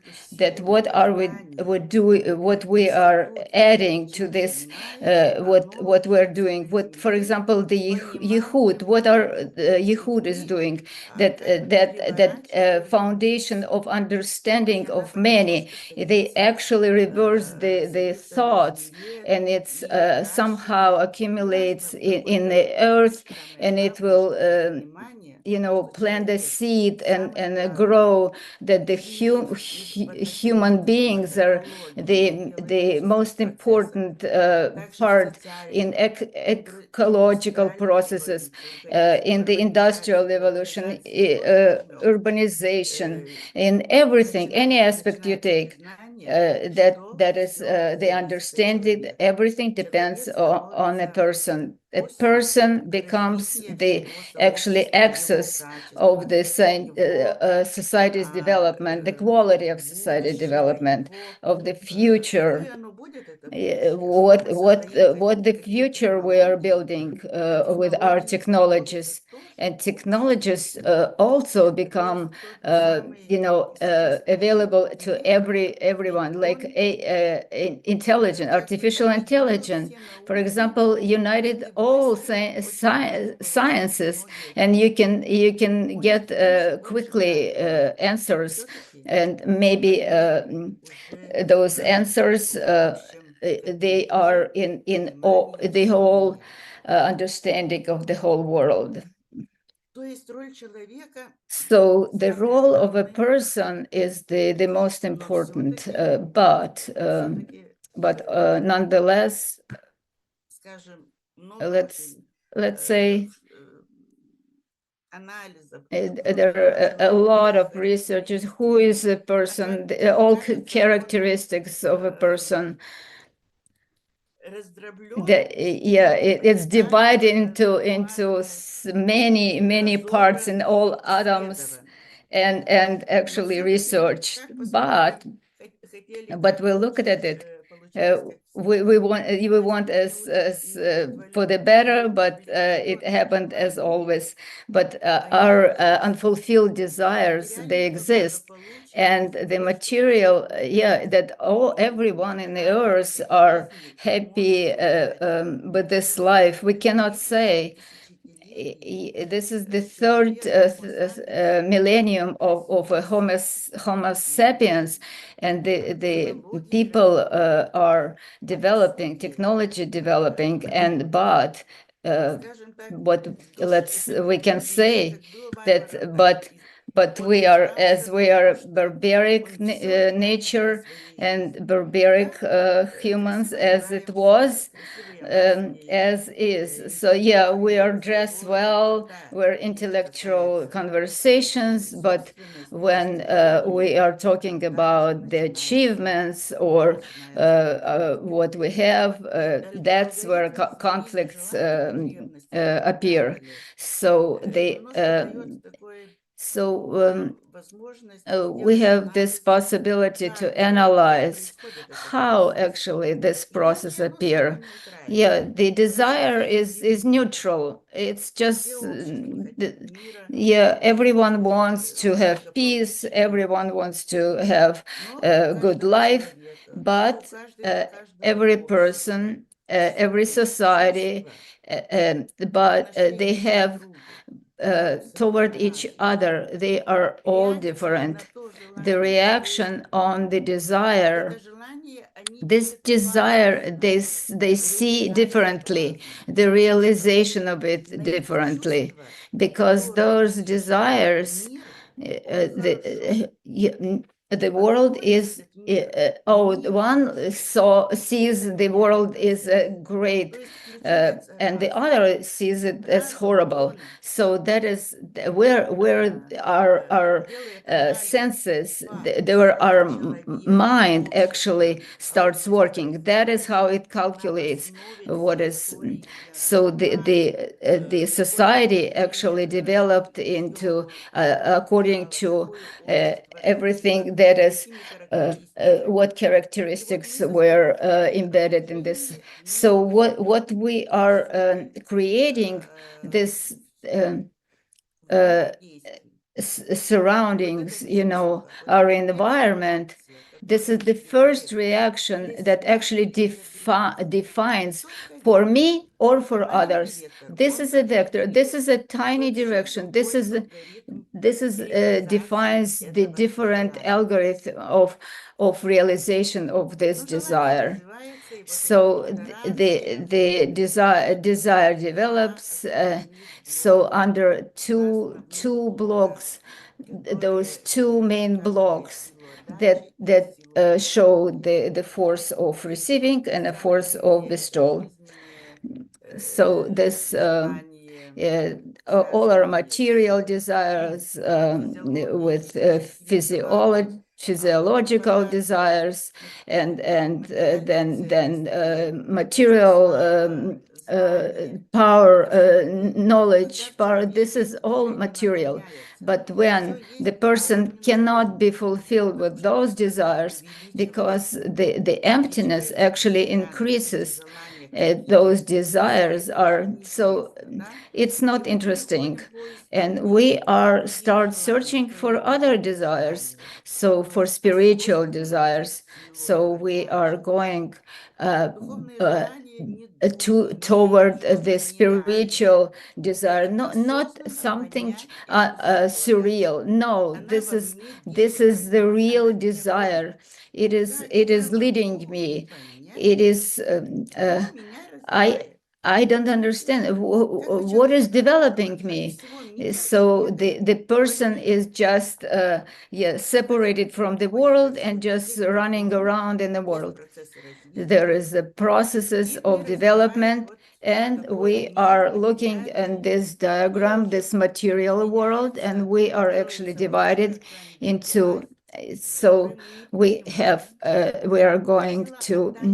So the force of the stall is actually broke this emptiness. I will try to show. If we will take those material desires, like what's right now is circled. So if we are asking the question, we start developing, or we're developing the spiritual level, spiritual desires. These desires start being similar to bestowal. I am not very pretty.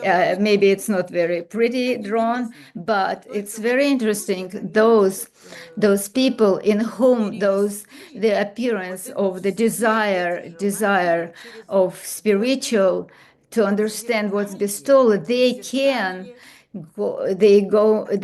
draw from world of receiving to go. So we are in a mirror world, like we live in the force of emptiness and the force of fulfillment. How much of emptiness, where is the balance, how to fulfill it, and balance only this spiritual level of this. So the question is, where are we? Yeah, you can. Yeah, the earth is so big. There's so many desires. Yeah, you can. some the biggest actually natural force is in the other direction, in the bestowal. So through this mirror, you can see this is the vertical stripe, this is a mirror. So unite those two, not to reject from receiving. But can you imagine the huge desires to receive? They are fulfilled. Can you imagine that? Yes, this is very interesting. And this is, so we are going through those four stages. So a person actually goes through four stages. Right now, we're on a third stage. So the force of receiving is so developed, the person developed because from this the whole the surroundings, the person needs to go to, it's enough in what is available in his society. He needs to go to another place because his force of receiving that leads him over there, only with the force. But understanding, that's why wars appear. That is, the wars will never resolve this conflict of forces, basically. But there somehow lead world to the understanding. So what is happening? So people are start understand, and then maybe leaning toward the soul. And I called it all method of mirror or mirror method. So the relationship to others, to society, to how I relate to others. They are relate to me, how I relate to them, the way they relate to me. That is, you have to learn about it and understand it. So we are drawing our world themselves. So do I like it? So let's think about it. Let's look at it, and let's build it a laboratory of new world, and especially the IHUD can build the new elements of a new actually approach to the a combination of this, not combination, but work of those two forces. So the new qualities right now, we are coming toward that. So the fulfillment of ego is as it used to be. So the four levels of desire, that doesn't work. It doesn't fulfill it. The ego, we are actually taking from others and we're trying to grab everything from others. So we would like to, we don't want to, we change the nature, and we don't want to copy the others' desires, and want to develop so the method, we will work further and create and analyze and separate parts. And at the moment it's just theory, and let's start after the conference. We will start practically apply those laws of how those two forces work together, and how to actually relate them in our life. Thank you so much. Thank you for your attention. Thank you, Professor. We are out of time, but let's go to one question. We have a question from YouTube. How can we overcome the growing feelings of emptiness in our lives?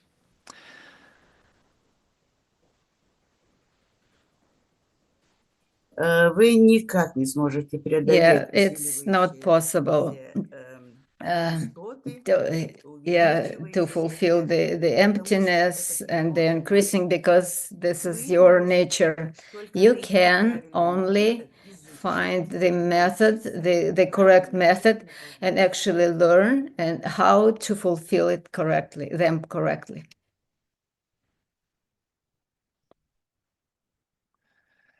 Great. This presentation was amazing. It really brought us full circle from the outer reaches of the universe right down to the person's ego as the source of all problems. If there are more questions, you can raise your hand in the Zoom. We can take a little bit more time. We have several questions from social media as well. So here's one more. How can we begin to shift our human desires in a world filled with tension and fear? Where should we start in addressing these deep-rooted emotions?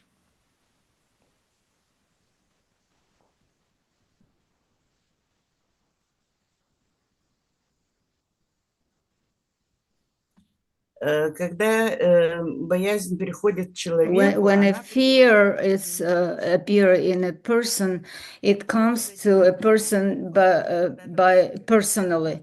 So the person runs and try to have. So there is this circle, what we talked about, the desire, the feeling, and then the mind, and then when desire, it comes to the person, and then it is an emptiness. So the person is in fear. That's why the fear appears, because the desire, you can't identify it. And then it actually, because of this fear, you are immediately turned on to your mind and run for suggestion to your friend or family, and then this suggestion actually leads us from your nature, and this is a mistake.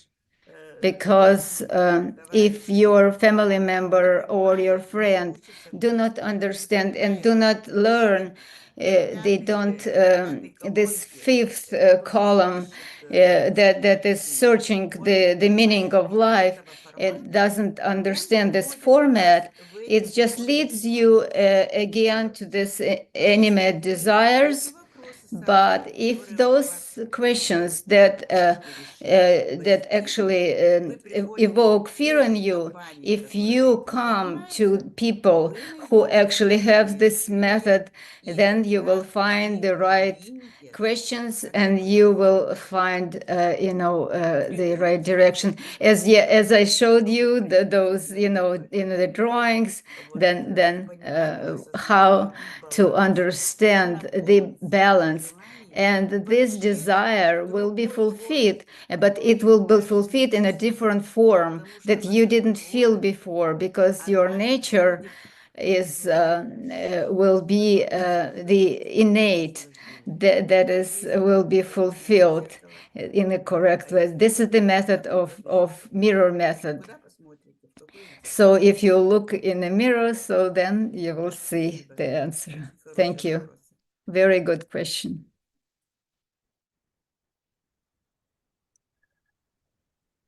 All right, thank you so much. So we're coming to the end of the first day of this conference. It was incredible. I want to express my appreciation for everyone who connected together to make this event a success. The insights have been truly inspiring, and we feel the collaboration that took place here from everyone who prepared this. I also want to take this opportunity to invite you to rewatch the event or share it with friends on IHUD's YouTube channel. And we hope that you will find it as informative and engaging as we did. We look forward to seeing you again tomorrow at 1400 European time. And without further ado, I want to pass it on to our esteemed director, Professor Ephraim Eliav, who will share his final thoughts on our event today.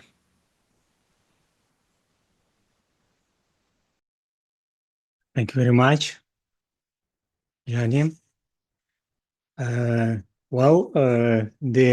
friends, speakers, participants, as we can conclude this first day of the 6th International IHUD Conference, I'm filled with gratitude and inspiration. What really remarkable journey we have taken together over these past few hours. Today we have transferred intellectual and emotional landscape from Dr. Hermann's exploration of humanity, purpose in global integration to Miss Skachkauskaitės innovative mirror method for analyzing social transformation. Each presentation has added really a vital thread to the tapestry of understanding we are weaving together. The diversity of perspectives we have encountered today, spanning education, psychology, family dynamic, and even anthropic principles, they all demonstrate that the multi-faced nature of humanity, unified development that we are trying to explore in our IHUD community. Yet through this diversity, I have observed a consistent theme, the recognition that our individual and collective growth are inseparable. I was particularly moved by our discussions on integrative approaches to education as catalysis for peace, the importance of early childhood development, and the profound insights into the family integrity. These conversations highlight how our relationships form the foundation for broader social harmony. And as you reflect on today's session, I encourage you to carry these ideas beyond our conference. The true measure of our success is not in the words spoken here, but in how these concepts transform our daily practice and perspectives. Tomorrow promises equally stimulating discussions as we explore cognitive development, scientific paradigm, the path through social justice, and the revealing actual reality. I look forward to continuing our collective inquiry. Thanks to our dedicated speakers, attentive participants, moderators, scientific committee, translators, and the technical teams working behind the scene. Please join us also tomorrow as we continue this important work together. And I will also would like to wish you to rest well, and may today insights inspire your dreams. Hope to see you tomorrow, friends. Goodbye.